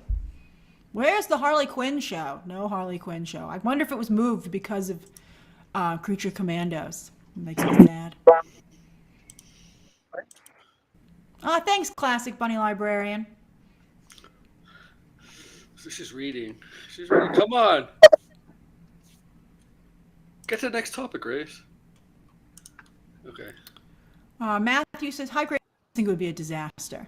So that's to exist. Okay. Different than Zack Snyder. Why should you say so? All right, you're gonna get me in trouble. I can't tell you anything about Creature Commandos. I'm under embargo. All right, story number 2. Boop. All right, here we go. New chapter times, baby. Gunn's trying to be the new Zack All right, here we go. Snyder. All right. What's that? Oh yeah. She likes to say that, which is insanely dumb. All because he showed off a storyboard. Oh. Like oh my god, like that was insanely stupid what she said. Oh my god. Yeah. So it was also announced that Luca Guadagnino and Daniel Craig are circling a Sergeant Rock movie. They haven't signed any deals yet. Maybe this was. Why is The Rock not starring as Sergeant Rock? I mean, like, come on. See how people would react to it. I don't know who asked for it, Juan Gabriel. It sure as heck wasn't me. But anyway. Yeah, I'm sure you went to James Gunn and said, James Gunn, you asked for this, this, and this. Yeah. I hate when people people are like, fans are like, we didn't ask for this. Okay. People have different things they want to see. Like, right? Like, you can't choose everything. They want to do a Sergeant Rock movie, and that potentially Daniel Craig and Luca Guadagnino would do it, who are just coming off of the movie Queer, which actually is coming out for Thanksgiving, and it's supposed to be a major awards contender. I don't think it will be. Why did you have to say it like that? Why don't think it will be? Like what? Wait, I missed that. What'd you say? You said she That doesn't the think Queer is not going to do well. Oh. major awards contender. Well, it's the reviews came out. It's certified fresh. The critics are enjoying it. Huh. Yeah. She doesn't even know what she's talking about. But that's for a Barbie movie, exactly. And look what happened with Barbie. I'm talking to a lot of other critics, and I'm like, I didn't think that Queer was very good, a very good movie, and they're like, yeah, it's really underwhelming. It's Okay, I'm gonna see the 12. It's gonna run Tomatoes, so I don't know. Certified fresh. And she's on Rotten Tomatoes. Small bubble she's talking to. Well, what is the critic score on it right now? 78%. Okay. Only on 89 reviews. Well, check the top critic score. Yeah, I'm checking if she's in it. Yeah, let me see. Grace is not a top critic, but yeah, check the top critics. But she's usually there though. So she's using. Let's see. Because if it's lower on the top critic score, then okay. Yeah. Top critics is 68%. Okay. All critics is 78%. Then probably won't get nominated for awards if it's the critic. Well, I take that back then, what I said. Because that's kind of like a halfway fresh. Considering the raves that it was originally getting. I think its Rotten Tomatoes score is like in the 70s, and I think it'll go down. All right, so the question is it went up. That's the thing, it went up. Well, let's see. Maybe it'll go down next week. Why would you do this? Here's Sergeant Rock. Here he is right here. He's a very famous World War II platoon. It's basically, remember in Captain America, Cap's original squad, what were they called again with him and Bucky? And it had Dun Dugan with the stash. Yeah. What were those guys called? Howling Commandos. Thank you, Resident Justice. Yeah, thank you, RJ. It's basically like making a Howling Commandos movie. And nobody wants that either, to be fair. It's not like, DC just can't catch a break. Everybody prefers Marvel. Nobody wants this at all. Nobody wants a world. I mean, I think Hollywood's made a lot of World War II movies and some excellent, amazing ones. I think we're kind of ready to move on. Saying nobody wants this or nobody asked for this. Because nobody asks for anything. Who wants a Barbie movie? Who wants a Guardians of the Galaxy? Who wants a Lego movie? Who wants a Minecraft movie? Like, you can say that about any movie. Like, if they have an idea for a good Sergeant Rock movie with a very talented director and actor, why not go for it and try it? The only person who asks us for a movie is a studio head. Yeah, pretty much. Yeah. Yeah, that's it. And maybe they have directors or writers come with ideas for potential movies. They'd be like, yeah, okay. But studio heads, if Zaslav says, you know what, I want a Wonder Woman movie out by in the next 2 or 5 years, he's gonna get something done. He's gonna find something to do that. Yeah, I mean the thing is, like, yeah, the audience doesn't know what they want. Yeah. I mean, why not try? Yeah. You know, this probably won't be a very high budget movie anyway. Like, why not try and see? Yeah. She haven't even heard the pitch for the movie, and she's like, "Why are we making this?" Pitch. That's the thing. No one's heard the pitch. Like, we don't know what the pitch for this movie is. Yeah, that was not jobbing, but like this could be a really good movie that appeals to people. I mean, it maybe won't be like a massive like blockbuster, but exactly sideways. But yeah, like Joker 2 is exactly a good point. Like the studio wanted Joker 2. Yeah, well the thing is that, like if you make this movie for like $50-75 million, you could make your budget back. Sure. Yeah. Save up to 35% during Cyber Monday on Amazon. Oh, whoa. Thanks, Amazon. Very good. Yes, sir. By the way, Aaron, I bought 2 new games again. I'm addicted to buying shit. I got issues. Wait, what games? I got Pikmin 3 because it's always out on print. Oh yeah, you so now I own all the. Yeah, I have all the Pikmin games now, and then I bought Final Fantasy 16 because it was super cheap. Oh, 16 is not a bad game at all. Yeah. And it seems weird. And, it's funny you bring up Blackhawk Mystic because wasn't Steven Spielberg, as one of you pointed out, supposed to make a Blackhawks movie?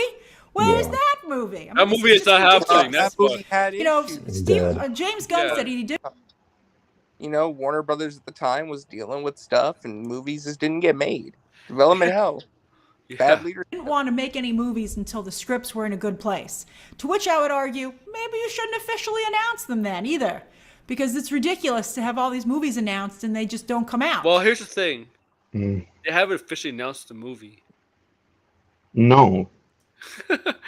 And by the way, again, the movies that... By the way, they're saying that Sergeant Rock is going to shoot next year. And it's going to come out in 2026. That's what I was hearing too. That they're going to move out this movie pretty fast. Yeah. This might be like a 2027 movie. So it could be possible that they do have the script. Yeah. Mm-hmm. It could be one of the, because I think James Gunn said there's a few movies and projects they haven't announced yet that are way further along. Yeah. Also, I want to make this point too.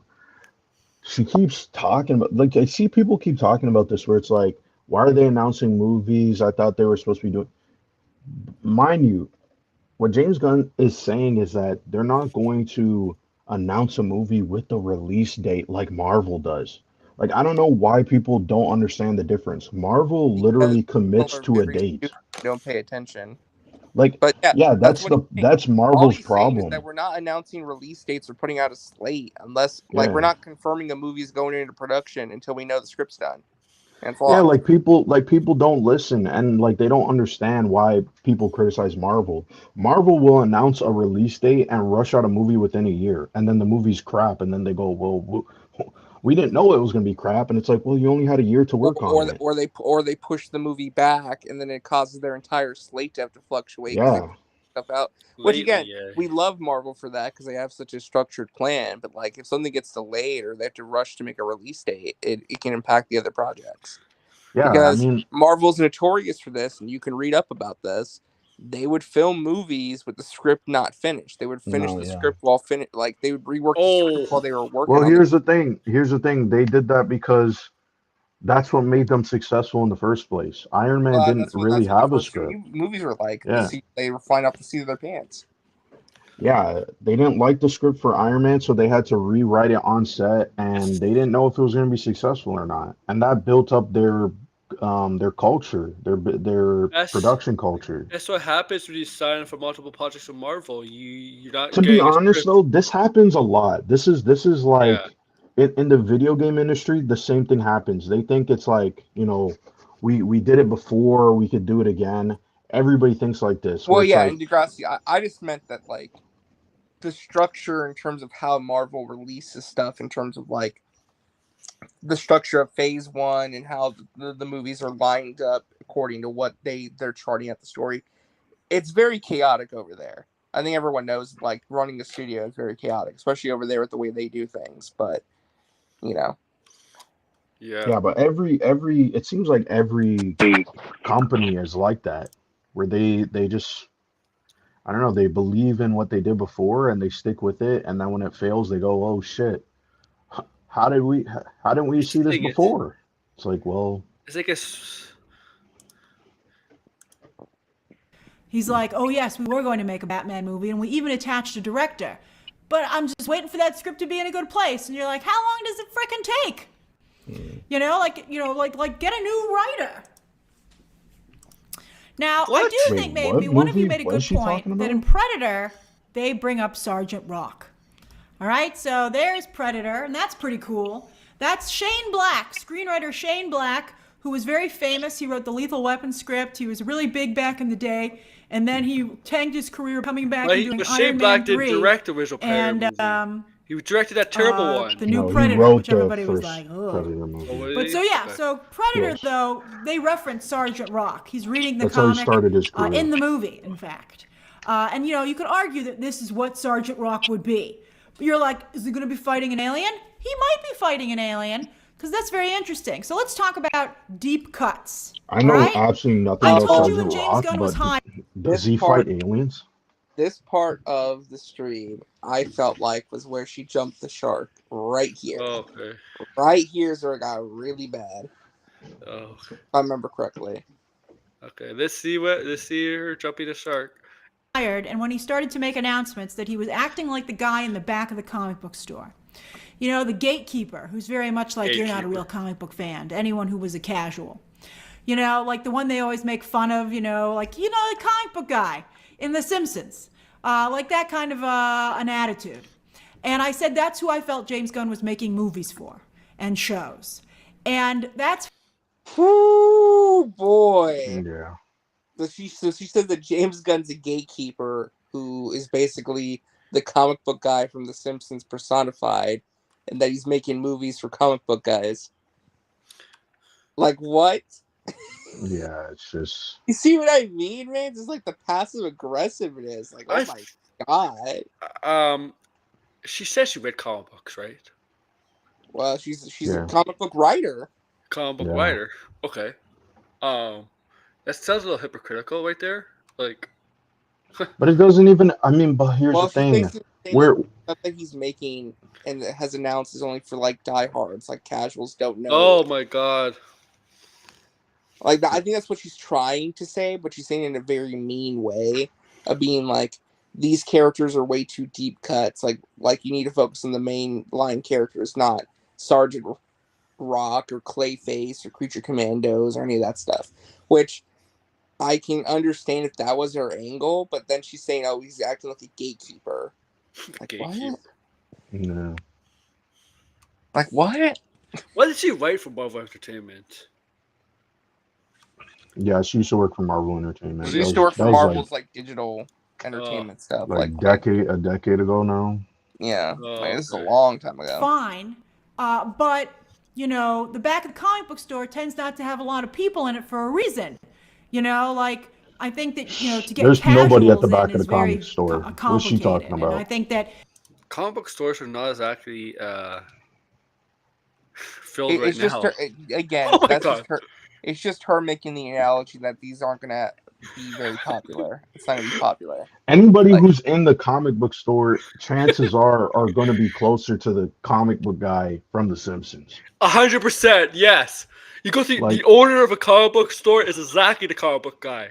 Like the thing is, it's so stupid to even make that compare because it's like first off, he is he has a shared CEO role, and his role is to be a creative figure. So he has to know the source material and see what projects are worth greenlighting and making. Yeah. So he has to have that sort of eye for the comics. So it's like, yeah, and I personally think it is slightly better to focus on niche characters because DC just fumbled all of their major characters. Well, So also too, we're in a period where I feel like James Gunn is coming at this from the creative perspective, where it's like, let these directors come in. If they have an idea for something, why not try it? Yeah. Right? If you have Luca Guadagnino and the writer of Challengers, who are like these critically acclaimed, beloved directors, and he's like, I want to do a Sergeant Rock movie. Why would you not take a chance on that? Degrassi. Oh my god. oh man. What is this frame? 2231. Yeah, this frame is just, man. I don't know if I want to continue. I want to keep this frame. You know, the gatekeeping that goes on with some comic book fans is really unfortunate for the medium because it does keep a lot of people out. Grace. You know? Just let her go. Okay. I can't right now. It's like, oh, you don't remember Silver Age issue 571? Oh, you don't really care. She's making fun of comic book nerds right now. What? You know, like, that's ridiculous. I mean, like, I don't think that, you know, obviously if you love something that much, awesome. But the fact that it's been turned into a negative so often is disappointing. But James Gunn, I feel, is making shows and movies a lot of the times for that audience. And I think that it's not appreciated by the general audience. Creature Commander. And like, she's acting like this guy has all these movies and films out under DC. I'm sure Ant-Man. Like the Suicide Squad and Peacemaker were two examples. Okay, fine, but he has the Guardians of the Galaxy movies as well. Yeah. So he's about 50-50. Well, here's the thing. What's the first movie coming out? Superman. Is Superman not one of the biggest characters DC has, or not the biggest? Yeah. Yeah. What other movies? Supergirl, Batman, Brave and the Bold. I think Supergirl and Batman are pretty major characters. What else? Lanterns. Yeah, Green Lantern's pretty big. Yeah. Booster Gold's not as big as them, but I'm Booster just saying, pretty go off of that. It's known. Green Lantern, Superman, Supergirl, Batman. Yeah. Are those not major characters? Like, yes, they are. General audience would be interested in. Yeah. And look, you know. I mean, look, Teen Titans will probably have Nightwing. Teen Titans. Teen Titans. Teen Titans is also pretty popular. Bane and Deathstroke. Like Bane. I mean, and the rumor is they're going to do the animated lineup, which and if they do the animated lineup, that's going to appeal to the 2000s. I seen Bozo saying that's boring and stuff, and you're like, well, I would say this.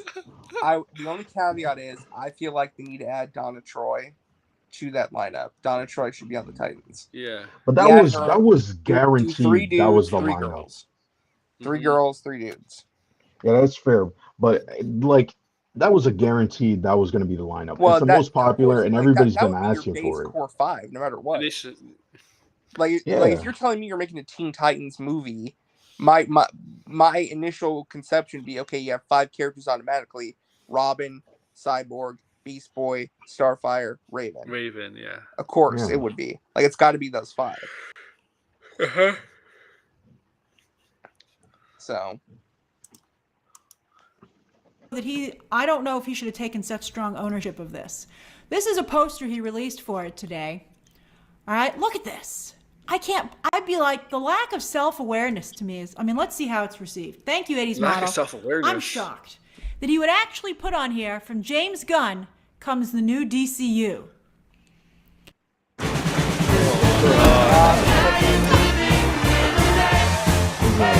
Oh shit, you're gonna get flight. Find your rhythm What? with the Bose Personal Plus That was a audio song. system.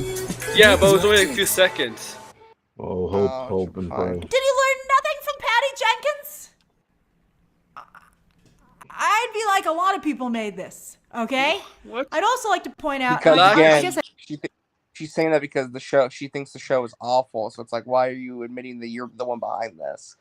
Again, it's the passive aggressiveness without saying what actually it is. That's what's going on, guys. She's basically saying this show is awful. Why is he saying like marketing it with his name all over it? 'Cause it's so bad. That's what she's saying. That's what she's trying to get across. Mm-hmm. Look, she's even with the finger in her eye. I know she's crying. I can say this because I find it hilarious, and it's on the That's poster. Oh, Thanks okay, again, here we 80s go. Here's model. another jump the shark moment. Okay. He made Rick Flag Sr. look like Oh, himself. He looks like James Gunn. Rick Flag is not made to look that way played by Frank Grillo in any of the other projects. And we've seen him in Peacemaker, and we've seen him on in Superman. And Frank Grillo looks like Frank Grillo. Great. I don't think does she know? Well, I don't know. I think that doesn't even matter. Yeah. Yeah, James Gunn already addressed. He says because Frank was filming Tulsa King, so he couldn't dye his hair or his beard. They already said this. Yeah, but I don't think she even. But he would be older than his son too, right? He should more likely. He is already older than his son. Yeah. I mean, he most likely would have white hair and a beard, right? Like. He should. Well, even James Gunn said you could headcanon it that he's such a vain man that he dyed his hair black. Yeah. You know. In those two projects, and yet here he's made to look like James Gunn. There he is. He looks like James Gunn. It's crazy. And when you see what he has Rick Flag do, you're like, this is just like James Gunn's fantasy. You know. Yep. Oh my god. Bruh. Can I tell? Well, it's not really a spoiler because they said this in New York Comic Con. You know what she's referring to? That he's like with this younger girl or something like that. Yes, that there's a sex scene between Rick Flag Sr. and the princess. Yeah. She's basically like, oh, this is James Gunn's fantasy. He made the guy look older, and it's a younger girl. I'm like, oh, that's what she's implying. Which, by the way, I mean that's something what she's implying. Like, why? Well, I mean because they accuse him of that. But I'm just saying, like, why would you even go there? Like, why would you? I think she brought this up another time. Why are you jumping to the fact? Oh, it's a self-insert. He's trying to make. She brought this up.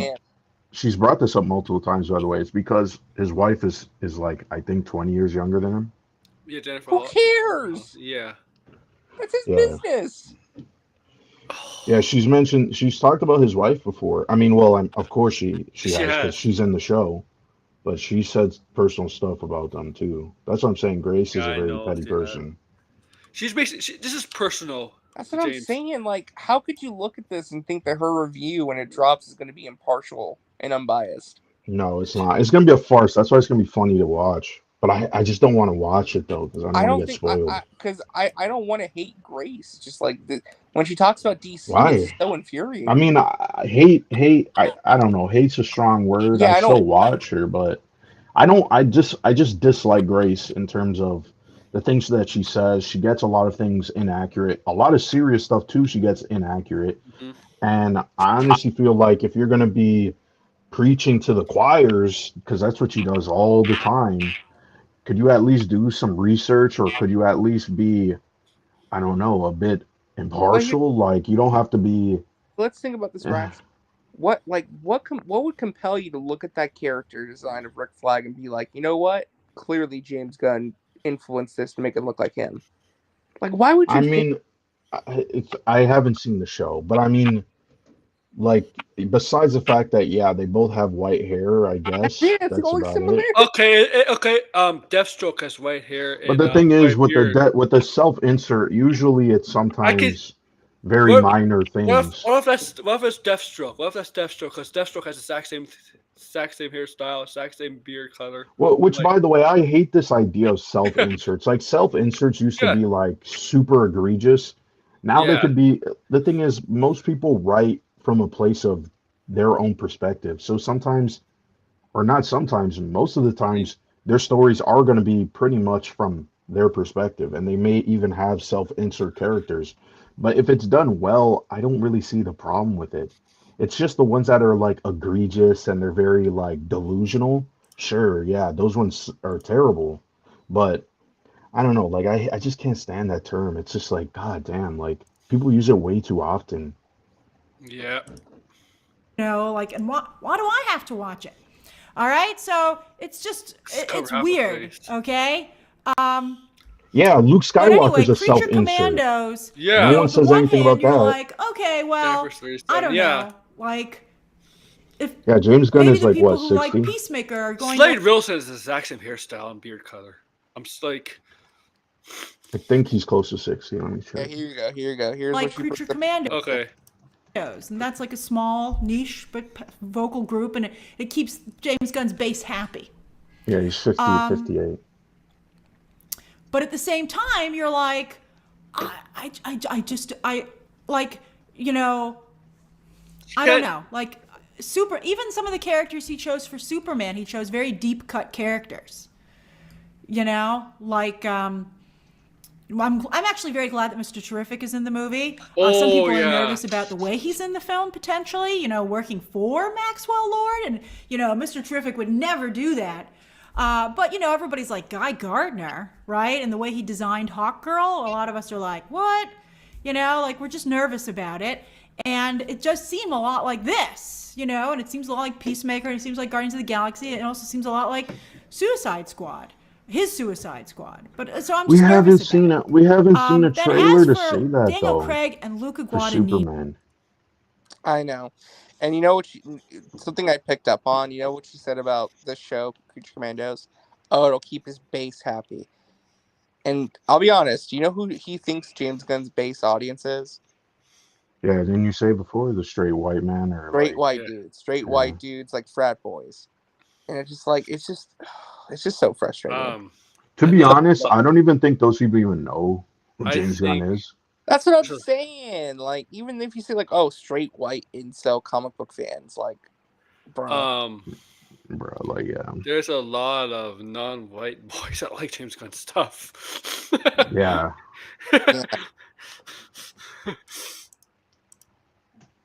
You know.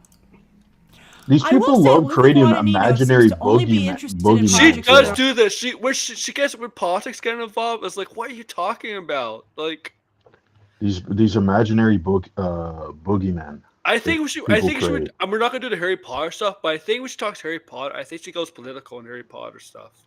Oh yeah, yeah. That segment was I'm sorry, but this is like Grace. I've been seeing this a lot lately. I should have streamed because I had a rant today. But like this Twitter brain, like this has gotta end. When is this gonna end? Like seriously, like I watched a video today. I just gotta say this. Aaron, if I said to you, Canada is the most racist Western country, would you believe that? Would you believe that? Most racist Western country. And that the Canadian government is probably the most fascist government in the Western world. What reality is this, Blinded? No. I have no clue. People just say shit and you're not even from here. Yeah. It's like, what the hell? Like and where is it from? It's from Twitter. People see one thing on Twitter and then they make these like crazy leaps in logic. It makes no sense.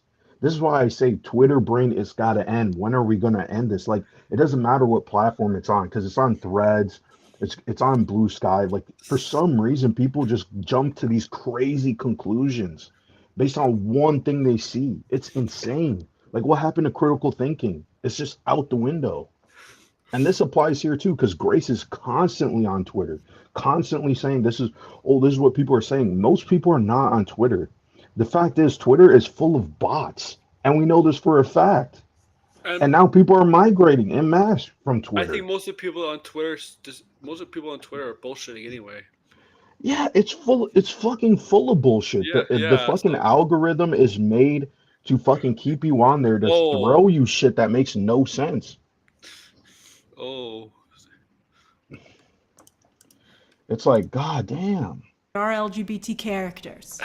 And so I would probably think that would be the case in a Sergeant Rock movie, which, you know, I think that's great. I think there are a lot of LGBT people in the military, which is really, really but here's the thing. something that should be. LGBT in the 1940s? Sergeant Walk.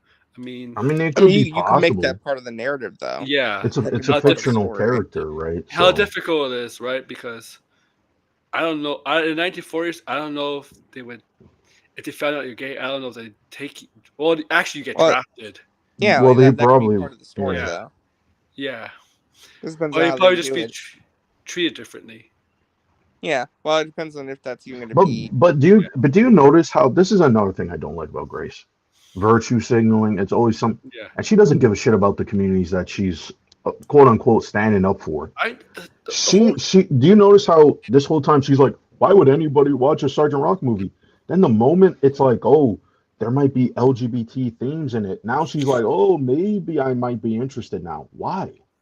Like you didn't even know what the movie was about before. Like it might as well could be about LGBT themes. But it's just like And I don't know. It just she's seems assuming that content will be in there because that's what the directors always made movies about. right. But I just hate when she does this because first off, one to me it's a virtue signal because there's a lot of times Grace comes on her platform and is talking for communities that she does not represent whatsoever. She does this a lot with the black community, and it always infuriates me because one, she has no clue what half of Yeah. the people in the black community actually think, and Yep. honestly, I hate when honestly I really hate it. I can't stand it. I mean, and you know what's funny? Just in a couple of seconds, someone who's gay and in the military goes, I don't even want to watch that kind of movie. You know what I mean? So, like, I don't know. It just, like, Grace, the certain things, that's what I'm saying. Like, when you add up and you stack up all these things, it's just really annoying. Like, those are the things that make me dislike Comic Grace. book people see comic book movies don't necessarily don't go see it if there's a gay person in it. If there's a right, like I don't go in there thinking there's a gay person. If there's a gay person, fine, right. Right. I don't go and see comic book movies. Like, yeah, if you're gonna see queer, yeah, okay. Like, I don't mind. I don't care, Yeah, right? But what I'm trying to say is that I'm just sick of the virtue signaling where it's like all of a sudden And you only care because it makes you look better and you feel like, oh, I'm trying to help people to make myself look better. yeah, Like no one wants that. It's annoying. exactly. This is right. Exactly. Like, okay, if there's gay character in Sergeant Walk, so be it. So be it. Who cares? Yeah, but only now she cares. I You're know, like, oh, I know which people are gonna now. make a fuss. I know some people are gonna make a fuss about, but those people are not relevant. You know what we're talking about. Looked at. I mean, that kind of bravery. Oh my god, yeah. Virgin. Virgin. Was God that damn, Grace? they're still Virgin? around. Grace or Virgin? Oh, time for Christmas. Oh, Lace chips, get the hell out of here. Yeah, I agree. Get the hell out of here, Lace. Oh my god. Get the fuck out of here, Lace. I think is often not given enough She's really good at shine enough ladders. of a light on. You know, like there are a lot of LGBTQ people in the military who are very brave. Oh my god. Actually, Degrassi, she loved HBO Watchmen. She loved that show. Actually, I remember she was one of the people championing the show, but she also was one of the people being like, "This show didn't have broad appeal. It's why no one's watching it." But she liked the show. She just complained that from a business perspective, they made some choices. But she loved the show, from what I remember. I just want to ask Grace. I want Grace to ask one gay person if they go see a comic book movie, if there's a gay person or not. I want to see what the reaction. I want to know what the thoughts are because I don't see that. I think people just see comic book movies whether they're gay. I don't think there's a reason why. Like they just say comic books. Sure. Maybe there's somebody Well, I speaks mean, to if them. the story is compelling, here's the thing, right? If the story is compelling and it's interesting and it's appropriate, it has the appropriate budget and has a specific audience in mind. Look, it's okay. Like it's not that big of a deal. Agatha, people watched Agatha. They knew it was very LGBTQ friendly, mostly gay and lesbian, right? Like right and gay and lesbian, right? Basically the same thing. But I watched it. I knew that, but I watched it because it's Marvel. I was a comic book fan. I watched it because of that. That's right. I knew all of that. It's just like, okay, Black Panther maybe, but Black Panther. A lot of people that watched Black Panther were not black too. I mean, like, Well, yeah, that's why it was success. I mean, well, the thing is, it had appeal Yeah, for the black community, but it was also very relatable, and it didn't really matter what race you were yeah, to enjoy the movie. It was just a good movie. yeah. That's why people saw it. Now, obviously, like for smaller movies, yeah, like a certain demographic might want to watch those movies more than another demographic. Of course, that makes sense. But for blockbuster movies, like major blockbuster franchise movies, I don't think it really matters. Right. Are putting their life on the line for people, some of them who hate them. And so I think that would be, I don't know if it'll be Sergeant Rock, but I would expect one member of the squad to probably be an LGBTQ character, and that's maybe one of the reasons that they got Luca Guadagnino to want to make the movie. However, I would say is Luca is he gay himself? I'm not sure. I actually don't know. I don't know. Because Sergeant Rock is in the world of DC, there might be some characters in there who are from DC. However, I know of one who would be in there. The question is, will they be very deep cuts? Will they be from that time period? If Sergeant Rock takes place in World War II, would you maybe see the Justice Society of America in that movie? Justice, like everybody but Justice League. Here's Justice League International. Here's Justice Society of America. And you're like, dude, who the F cares? Give me the Justice League. But that's right. You could get Alan Scott. Well, that's DC. Green Lantern. DC's always had multiple teams. Like, it's not just about the Justice League. I mean, and also too, the last time there was a Justice League movie, it was a massive disaster. Yeah. So maybe they want to take a break for a second and slowly build back up to them. I know it's just a thought, but my God. There will be a Justice League movie. Yeah. By the way, I can tell you this right now. Not a spoiler. I'm not saying this because I watched the show. I'm just telling you it would make a lot of sense. If it's set in World War II, I would imagine G.I. Robot would be in the Sergeant Rock movie. Like, that seems like the for sure character that would be in that movie. Anybody else? Got no clue. But G.I. Robot, I think, would be in there. Mm-hmm. Jay Gardner, I think I'm getting. Jay Gardner. Did you say Jay Gardner? Is that what a Jake or Jay Gardner?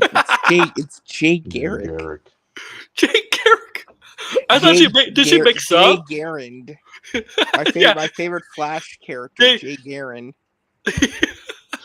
Guy. So what was it? Yeah. So it's Guy Gaver. She mixed up the characters.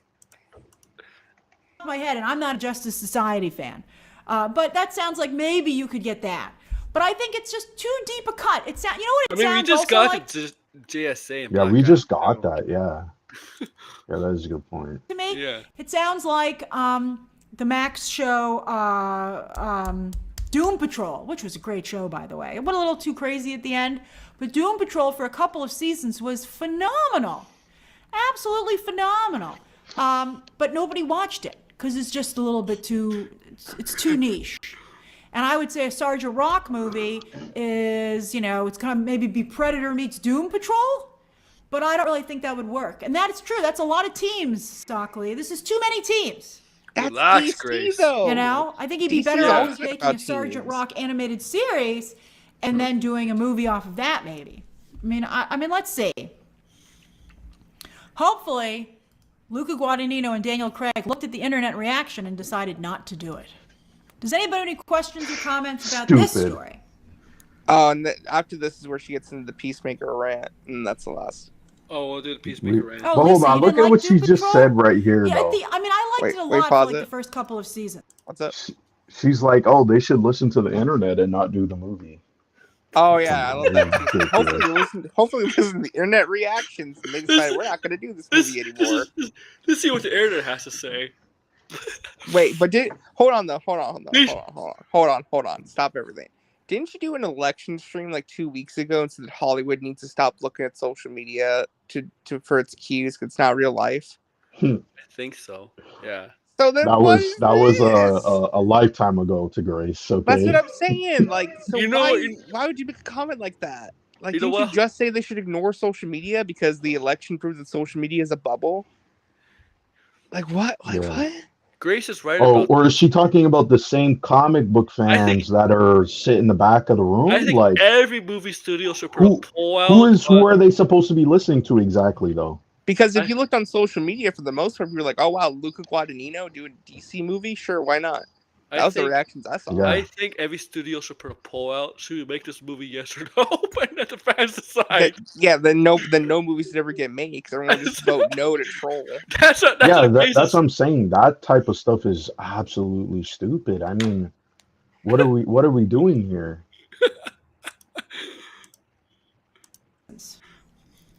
Dory, it is kind of G.I. Joe, but for DC. Yeah, they're gonna have Sergeant Slaughter. Kareem says, is Gunn just putting Suicide Squad to bed? Of course not.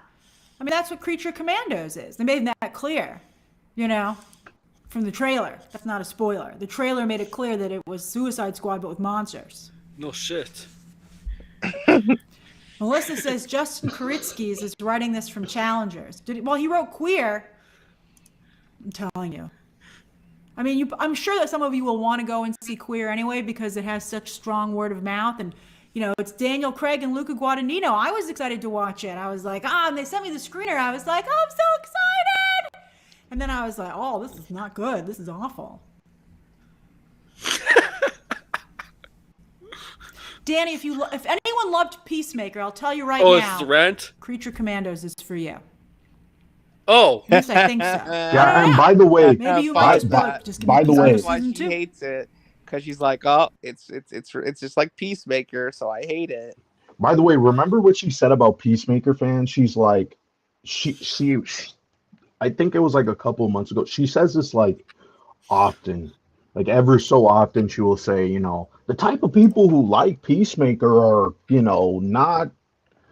And then she's like, I don't want to say it. I don't want to say it because I don't want to offend anybody and blah blah blah. And then she moves on. Well, this is where she actually reveals what she means a little bit. You get a little bit of a clue. Mm-hmm. Okay, let's see.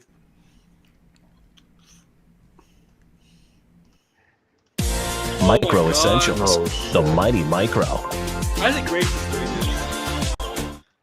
You cracked the case.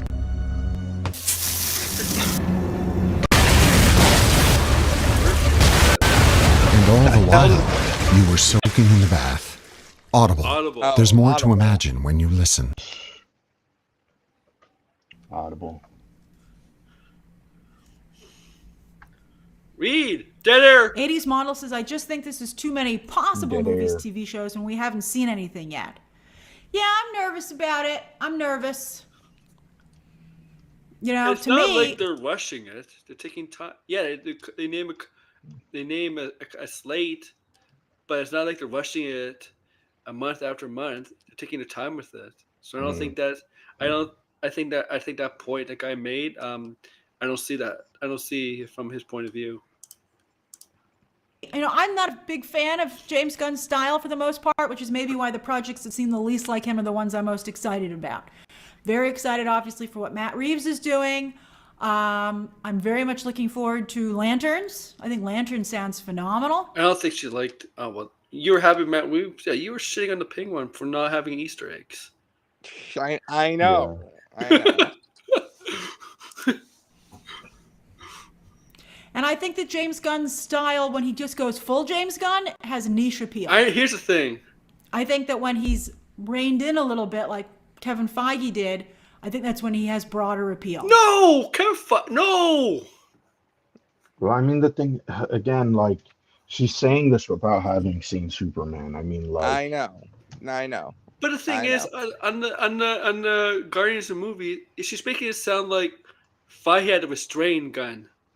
Yeah, it's like he was trying to go too far. Then Kevin Feige had to rein him in. He had to pull the chain back. Gunn managed to be successful when Guardians on a PG-13. I think James Gunn has self-awareness to know when it's too much and like how far to go with certain projects. Yeah, especially with a PG-13 kind of film compared to a rated R.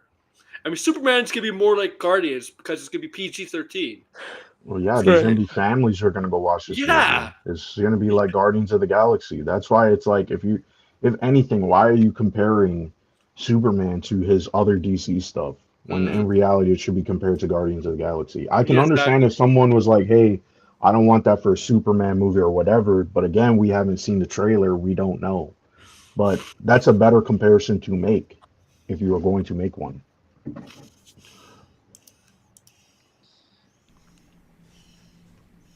I liked Guardians 2 and 3 quite a bit. 3 in particular was excellent. She hated the first one, though, said it was misogynistic. I remember that. Yeah. Marco says, could this be successful if general audiences didn't realize it's superheroes? But then why put the DC logo on it? Oh, by the way, I do not like because it's DC a DC logo. property. Oh, wait, go back by 5 seconds. Go back by 5 seconds. Listen to what she just said. Okay. James Gunn has niche appeal. Okay. I think that when he's reined in a little bit, like Kevin Feige did, I think that's when he has broader appeal. Fuck. Okay, what's she? I liked Guardians 2 and 3 quite a bit. 3 in particular was excellent.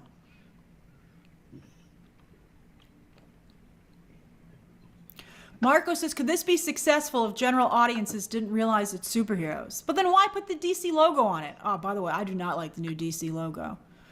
I mean, I know it's old school Superman, but it just does not work for me. It doesn't work for you. Oh yeah, well, let her play for a little bit longer. She says it looks cheap and awful. So inferior to the old logo they had when the characters were kind of like coming in, from the Justice League. I mean, I just hate it. And I'm not talking about like the blue DC, that's fine. But with the Superman image, like from the old 19 whatever's comics, it looks awful. That's only gonna be for Superman. No, it's in front of Creature Commandos too. But it was also in front of the Christopher Reeves documentary. Yeah. Oh, okay. I mean, I'll watch this once, Degrassi. Have you seen the MCU logo? The MCU logo is generic as hell. Well, no. She's saying, like, have you guys seen the little animation of like the Superman around and the chest burst with like the little chain? Mm-hmm. That played in front of Commandos. And she says it looks awful. Well, it's still better than Marvel Studios' logo. Marvel Studios is generic as hell. I like the Marvel logo. Yeah, Marvel's fine. Marvel intro's iconic at this point. But you know what they gotta do with DC? You know how Marvel does that scroll thing, right? And then Marvel Studios thing pops up, but you see all the past footage, right? Of the. Yeah. I'm just saying, like, that's the level where we're at this, which is like the logo. The logo is awful too. If they got DC, they should do something like the Justice League show. I didn't even like the old DC logo. It was like DC changes their logo way too often.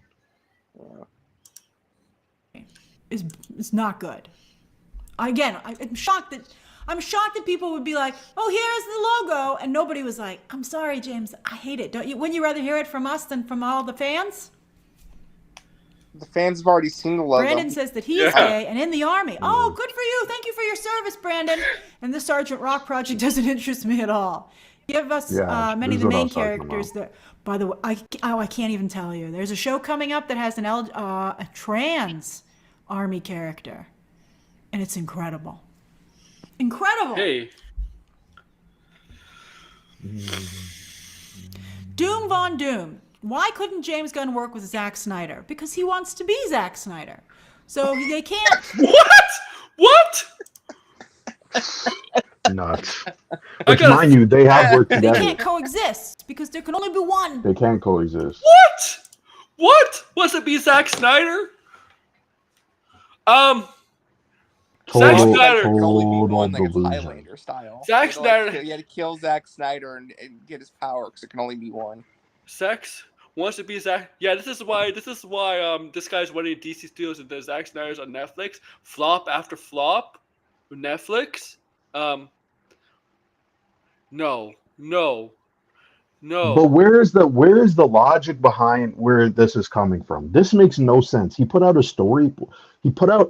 frame of a storyboard, and it wasn't even good, right? And he was just saying, hey, you don't need to be an expert drawer or artist, I should say, drawer, Jesus. Expert artist to make a storyboard. The point is you're just trying to communicate an idea. That's the whole point of a storyboard. And she was like, well, he's trying to be like Zack Snyder because Zack Snyder draws his storyboard. Everybody draws their storyboards. Everybody has ideas. Everybody, like, sometimes a director would be like, okay, they got a storyboard artist, sure, but they're still like, okay, I want this frame, and they would probably sketch out whatever, and then they would show the cinematographer, hey, this is what I'm trying to get, Exactly. right? And they're like, okay, so it's like, it's just stupid what she's saying. It doesn't even make any sense. Snyder fans always say Zack Snyder did it first. Snyder did it first. I think what she's trying to imply is that Gunn wants to be the head creative in charge of like overseeing everything, and that he would never let Zack have any creative input. But I don't. Zack Snyder left. He left a long time ago. Stupid. Stupid. And so Zack Snyder doesn't like Zack Snyder's style does not fit. Well, it does not fit Disney. That's for sure. Does not fit. I don't know if it fits this Warner Brothers either. I mean, because I don't think Zack Snyder knows much about DC Comics as he says he does compared to James Gunn. Because I think that while they'll both be very cordial and deferential to each other, let the Snyder fans hear my words and hear my words good. They're idiots. Didn't work out. Didn't work out so great for Zack. What'd you say? Go back. I said what she said. Okay. Yeah. Gunn wants to be the new Zack Snyder. Oh yeah. Okay. We'll see if he can do it. Didn't work out so great for Zack. I'm telling you, I still think DC's kind of cursed. I'm nervous about it. Except for Matt Reeves for some reason.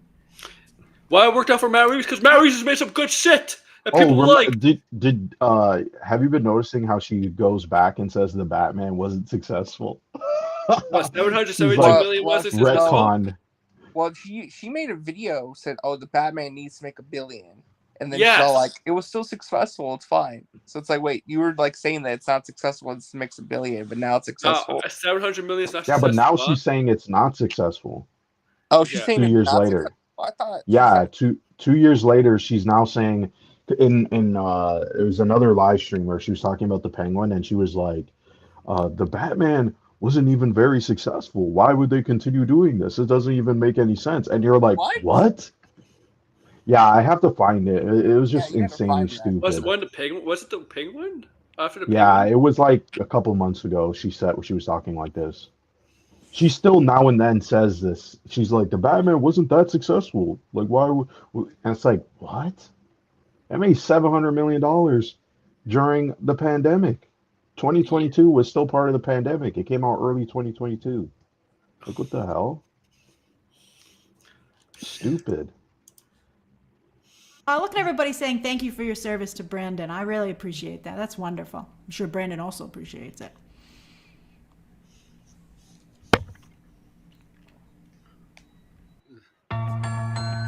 The new Sorrento can take you anywhere and ensure you enjoy the journey.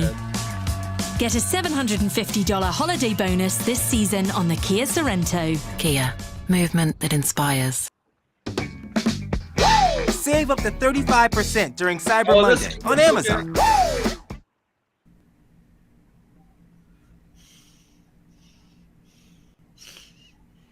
Tyler, it's taking way too long for the Batman Part 2. But if it's as good as the Batman Part 1 and the Penguin, well, then we'll be like, that's fine. I just want that Mr. Freeze goodness. You know, like Heart of Ice from Grace. The Batman animated series. If you watch the Penguin, you know we're not game Mr. Freeze. No, where's Harvey Dent? Yeah. We're not game Mr. Freeze. Come on. There's no signs. Oh, yeah. I just remember what you said. I was actually thinking Two-Face Harvey Dent, the character. No.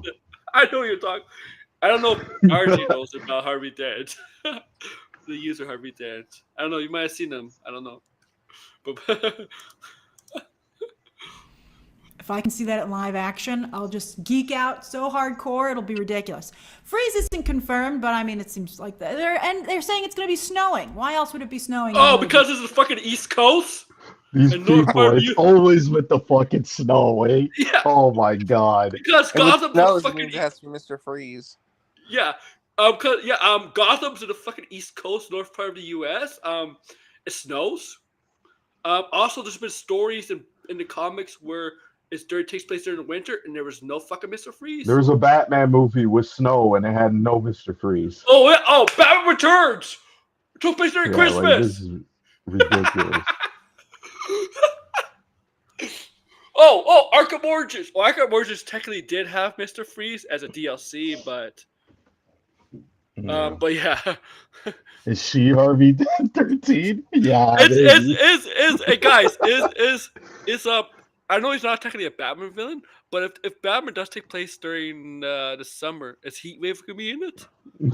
Yeah, like it's stupid. Yeah, it'll be Firefly. Firefly, yeah. Yeah. In New Jersey, yeah. God, the grass. Mr. Freeze should be bad.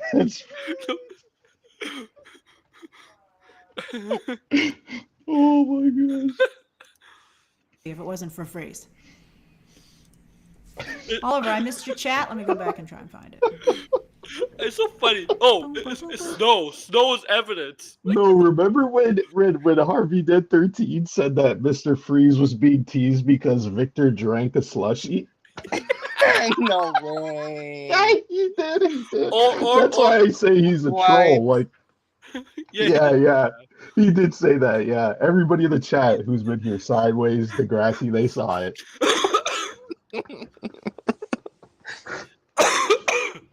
Yeah, he did say. Also that his name is Victor as a sign. This is the guy that. Yeah. Yeah. No. There's another one. He said. When Victor was dying, he said because he was gonna say Mr. Freeze. Oh, Mr. Freeze. No, he was gonna say Mr. Freeze. I couldn't believe he typed that in. He stuttered F because he was gonna say freeze because he's Mr. Freeze. It's like, oh my fucking god. Oh, remember the man bat theory he had that because Oz's mother's name is Francis and that's the Kirk Langstrom's wife's name. Yeah, he jumps to these crazy conclusions and then when I call him out, he's like, oh. He's like, it's just my opinion. It's like, okay, yeah, but it doesn't make any sense. I still think he's a troll, honestly. He has to be. Oh, I stopped watching Harley Quinn when James Gunn became a character in the show. I wonder if he influenced the writing because it kind of went downhill. Oh, no. I think James Gunn. Strong. I'm really excited for the next Harley Quinn season. Wiki Nomad says, Gunn's taste level has always reminded me of Cronenberg, and that's not a broad appeal for general audiences. What an interesting comparison. James Gunn would love that. You should tweet that to him. It'll make him so happy. I'm not a huge Cronenberg fan to the degree that I couldn't comment on whether or not I think that's true. But Grace, you don't even like I think that James Gunn, when he's like his most James Gunniest, has a smaller appeal, which made him so angry that's why he said I was full of shit, which is now like to this day is something that people like to bring up. Triggered. But it's because I said I think you could just tell. Niche appeal. The way she pulled that out. No, she's got that on the brain. It's because you notice how she twisted it to being like, oh, he said I was full of shit because I said that his projects have limited appeal. No, it's because you said Peacemaker wasn't successful. Yeah. Like, because I had to go back and read what the tweet was or what it was, but like that's what it was, wasn't it? That's what that comment stemmed from. Yeah. Yeah. You could say that. Yep. When he was his James Gunniest. James Gunniest. I can't wait to see Peacemaker season 2 ratings. Although maybe they'll be amazing. She can't. She can't wait till August. July and August, huh? I mean, next July and August. I will admit it if they are. Really? The Night Owl Hour says, why would Honora, the actress, be a good Harley? Well, she's basically playing Harley. I mean, if you watch that movie, you're like, that's Harley. I think you're Harley. Wait, who? All right. Okay. And Nora. 80s model. I don't think I'm going to cover Peacemaker season 2. Here we go. Nora. Some YouTube channels like to make hate content. I don't like to make hate content. But you know what? I'm talking about Peacemaker season 2. She's talking about me hate content. You may not make hate content, but you do make passive aggressive content. Let's not lie. You throw Yeah, they jabs did. like crazy. Like crazy. And also, It's the insane. other thing is that some of you love Peacemaker so much. What Oh was yeah. that? Oh. This is where she goes off the rails about Peacemaker right here. Okay. Remember? Much that if I said like really negative stuff about it, we would be unhappy with each other, right? Like, why do that? No, Grace. I make content on you. If you don't like something and there's legitimate reasons why you don't like something, fine. But if you give us reasons why you don't like something that's not legitimate, yeah, I'm sorry. Okay, I got to say something because this is annoying, right? Grace has almost a million sub channel, and she has to bend over backwards for people who don't watch her on a consistent basis. It's insane. Like the trolls really do run Grace. I'm sorry to say, because why would you say such a comment? It doesn't even make sense. You're trying to say, oh, I don't like the show, but I'm gonna try to respect you guys by not saying anything negative because I know you guys won't handle it, and therefore I'm not gonna say anything. Like, why do you have to? It doesn't even. Why do you let other people control you like that? Just put out the Also, I don't just want to say watch the show is not good. Yeah. Hold on, wait. Just say the show is not Creature good. Commandos. Tyler says, I have some nice things to say about Creature Commandos. Tyler says, I'm normally a Marvel comic book. Some YouTube channels like to make hate content. I don't like to make hate content. It's not, and also the other thing is that some of you love Peacemaker so much that if I said like really negative stuff about it, we would be unhappy with each other, right? Like, why do that? Also, I don't want to watch the show. I already sat through Creature Commandos. Tyler says, I'm okay. This is her. You can say she says she's a critic or a journalist, right? Critics and journalists have to watch the show. That's what I'm saying. She hates the show. She hates it. Yeah, she hates the show. Ready for that review? I have some nice things to say about Creature Commandos. Tyler says, I'm normally a Marvel comic book reader. But it's your job. If she says she's a critic, you kind of whether you hate the season, whether you did not like season 1, you still have to watch season 2. It's kind of your job. It's but she explains why she doesn't want to though, and she explains. You're reading DC. There's some good DC stuff right now. Name one. You could read some good DC stuff. Name one. Adam Sphere says, why do you like The Boys but not Peace? See, when somebody asks a question like that, I didn't hear this part. This is the question that triggered her right here. Okay. Someone asked this is a good question. That's interesting. I see that comparison a lot. What question? They asked her, why is it that you like The Boys but you don't like Peacemaker? This is a great question. Okay. I think that The Boys is much more sophisticated than Peacemaker. I think Peacemaker has a crudeness to it. I think it has a vulgarity. What? I don't think they're similar at all. I think that Peacemaker is for straight guys only. Really? I think Peacemaker doesn't give is any faux examples. Intellectual. I think it thinks it's smart when it's Full not. Intellectual. I think The Boys is just full intellectual. Superior Full intellectual. In every conceivable way. But she doesn't give the reasons why it's superior. Hold on. Full intellectual. So she says, hold on. So it's made for straight guys only. Which that's a bold claim because for one, there's a lot of gay DC fans who enjoyed the show, or gay, bisexual, etc. Two, the show, like, they hint that Peacemaker's a bisexual character in the show. So yes, they that's did. Interesting. And if it's for straight guys only, like, because she's saying like, oh, the straight white incel crowd. That show makes fun of incels. It makes fun of racists. It makes fun of like horrible people. Yeah, what does she even talk? Does she know does she know the character of Peacemaker? But that's the funny part too, where it's like, oh, this show is faux intellectual. It thinks it's smarter than it is. That's the point of the show, is to make fun of Peacemaker. But never gives any examples. Never says why. Never. I love the first part. It's like, oh, Peacemaker. There's a vulgarity and a crudeness to it. Like The Boys, like shows like penises getting exploded and like just. The last season literally showed Huey getting raped.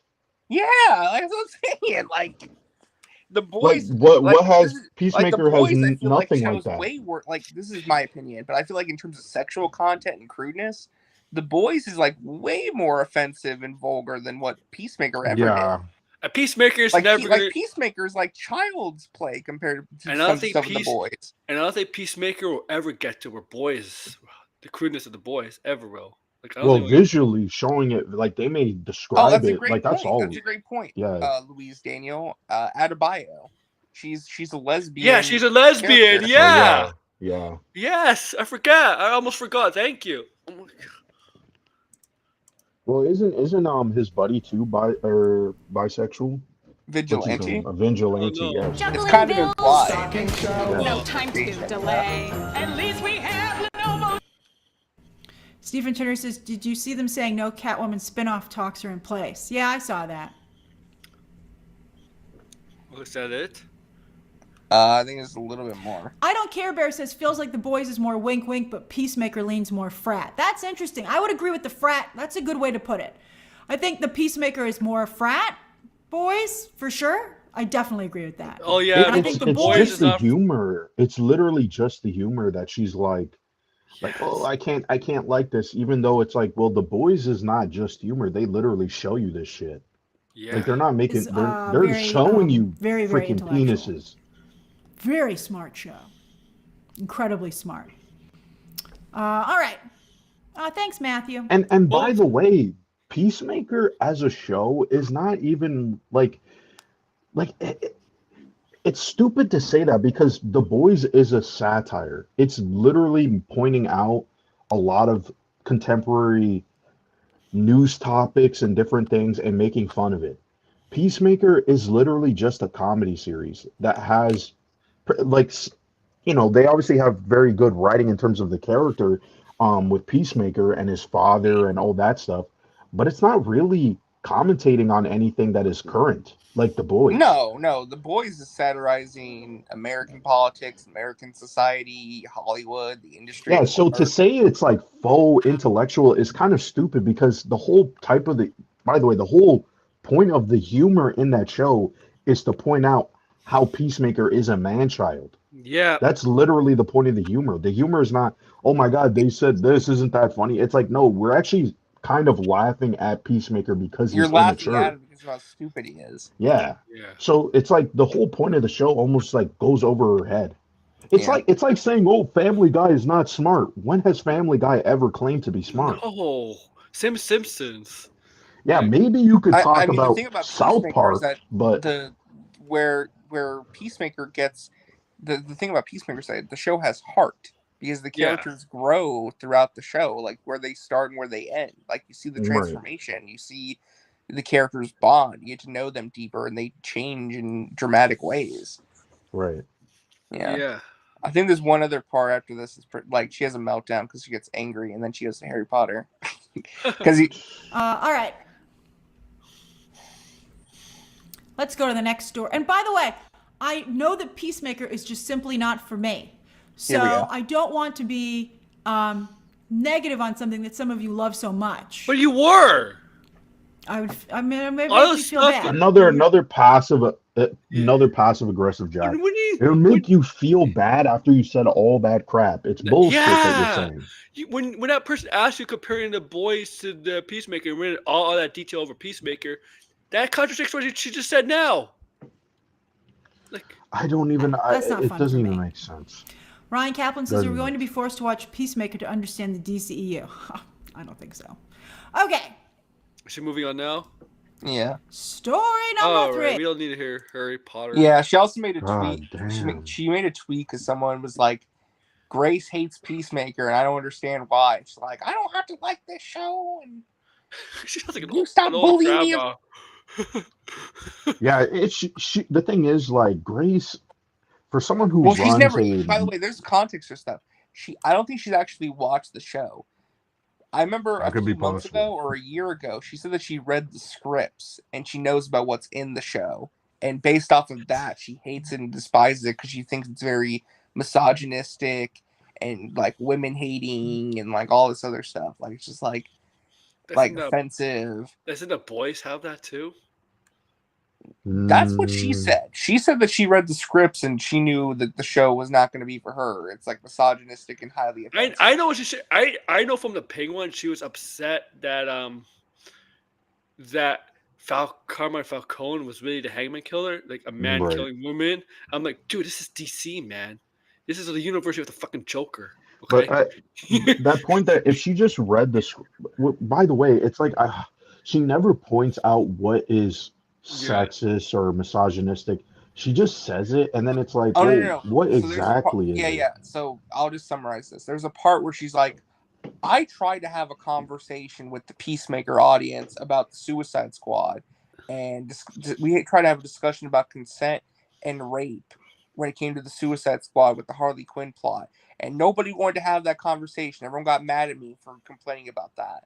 So I give up. I'm not going to try and engage with the Peacemaker. Isn't that Rich? Didn't she like Wonder Woman? Yeah, that's the part I forgot. Yeah. That's the Wonder Woman. Yeah, she never pointed that out until everybody else did. Oh yeah. But that was the thing. Like she was like, I tried to have a conversation with the Peacemaker audience about that nuance, and nobody wants to have that conversation. So clearly, this audience. The guy wasn't really trying to rape Harley Quinn. She was trying to make him fall in love with him.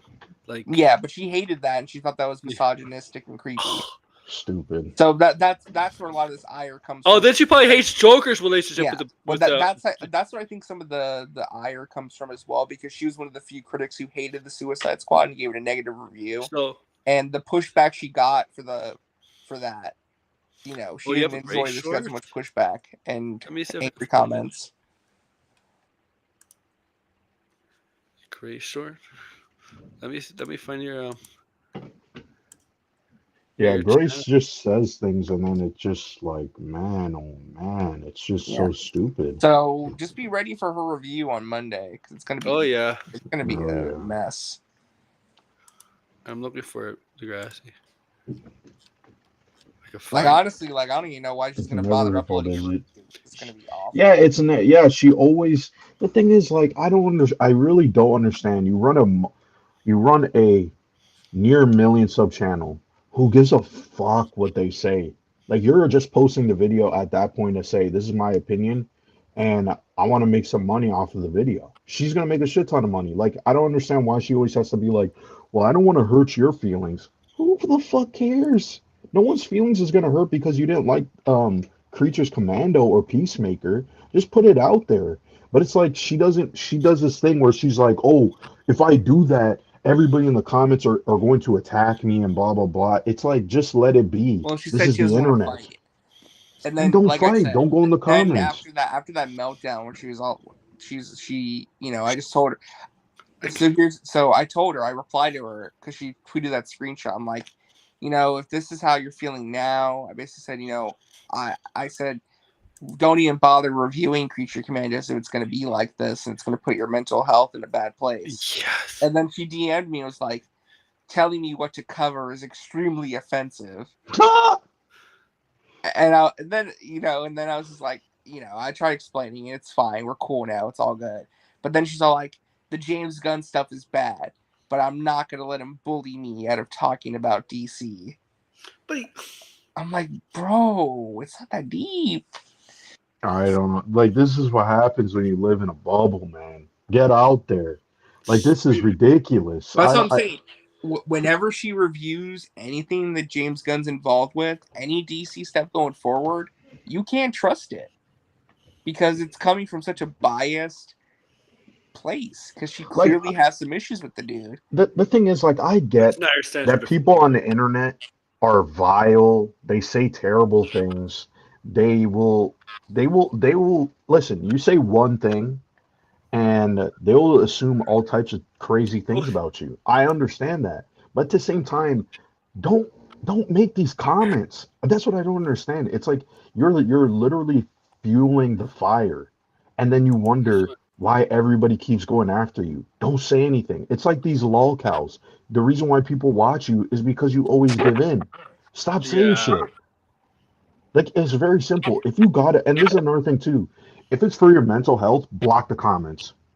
Don't allow any comments then. You could an X you could set up, or but if you're making this is what I don't understand, right? I would put out my opinion if I know, hey, this is what they're gonna say.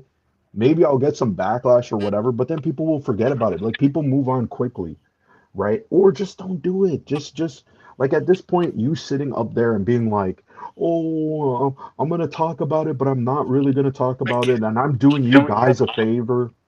It's just like I don't know. It just comes across like The only person that's after me is the Rizzler. I don't know what you would call this. Not disingenuous, but like, man, like she thinks everybody is stupid. Same with Campia. Campia thinks like that too. Yeah, she treats everybody with kid gloves. It's like, aren't you almost like 40? Like, god damn, like she needs a man real bad. Like, holy, it's just like that. This video really proved it to me because it's like, damn. She needs a man. I think that's what she needs. No, she needs to just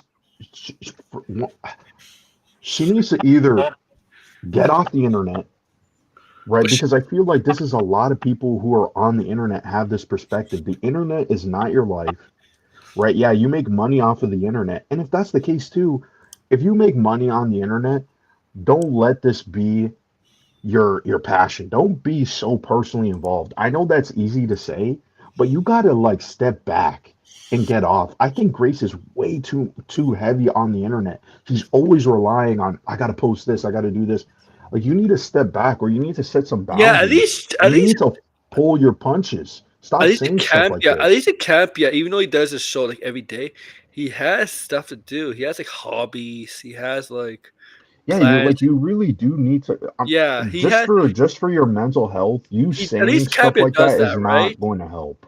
Campia does that. Like it sounds like Campia at least does that. I think it's all social media platforms. All social media platforms are there for engagement. They're there, like Blue Sky will be good in the beginning or whatever, but like that's why I just don't care anymore about these platforms because it's literally there to keep you engaged, and they'll throw whatever in front of you that's going to upset you, that's going to have an emotional reaction, and that's why you got to step away. All right, I want to thank you guys. We went longer than I anticipated. Yeah, I'm gonna let you. A lot to talk about. I got stuff to talk about tomorrow. Save that tomorrow. Blind, are you streaming tomorrow? I'm streaming the afternoon tomorrow, by the way. I'm not sure. I really want to, so maybe I might. It really depends on if I can get everything done. All right, RJ? I'm just gonna be chilling, doing my thing. All right. With me tomorrow, we're talking Let's Talk Pop, episode 95 tomorrow, 4 o'clock p.m. Eastern time. So check your local listings.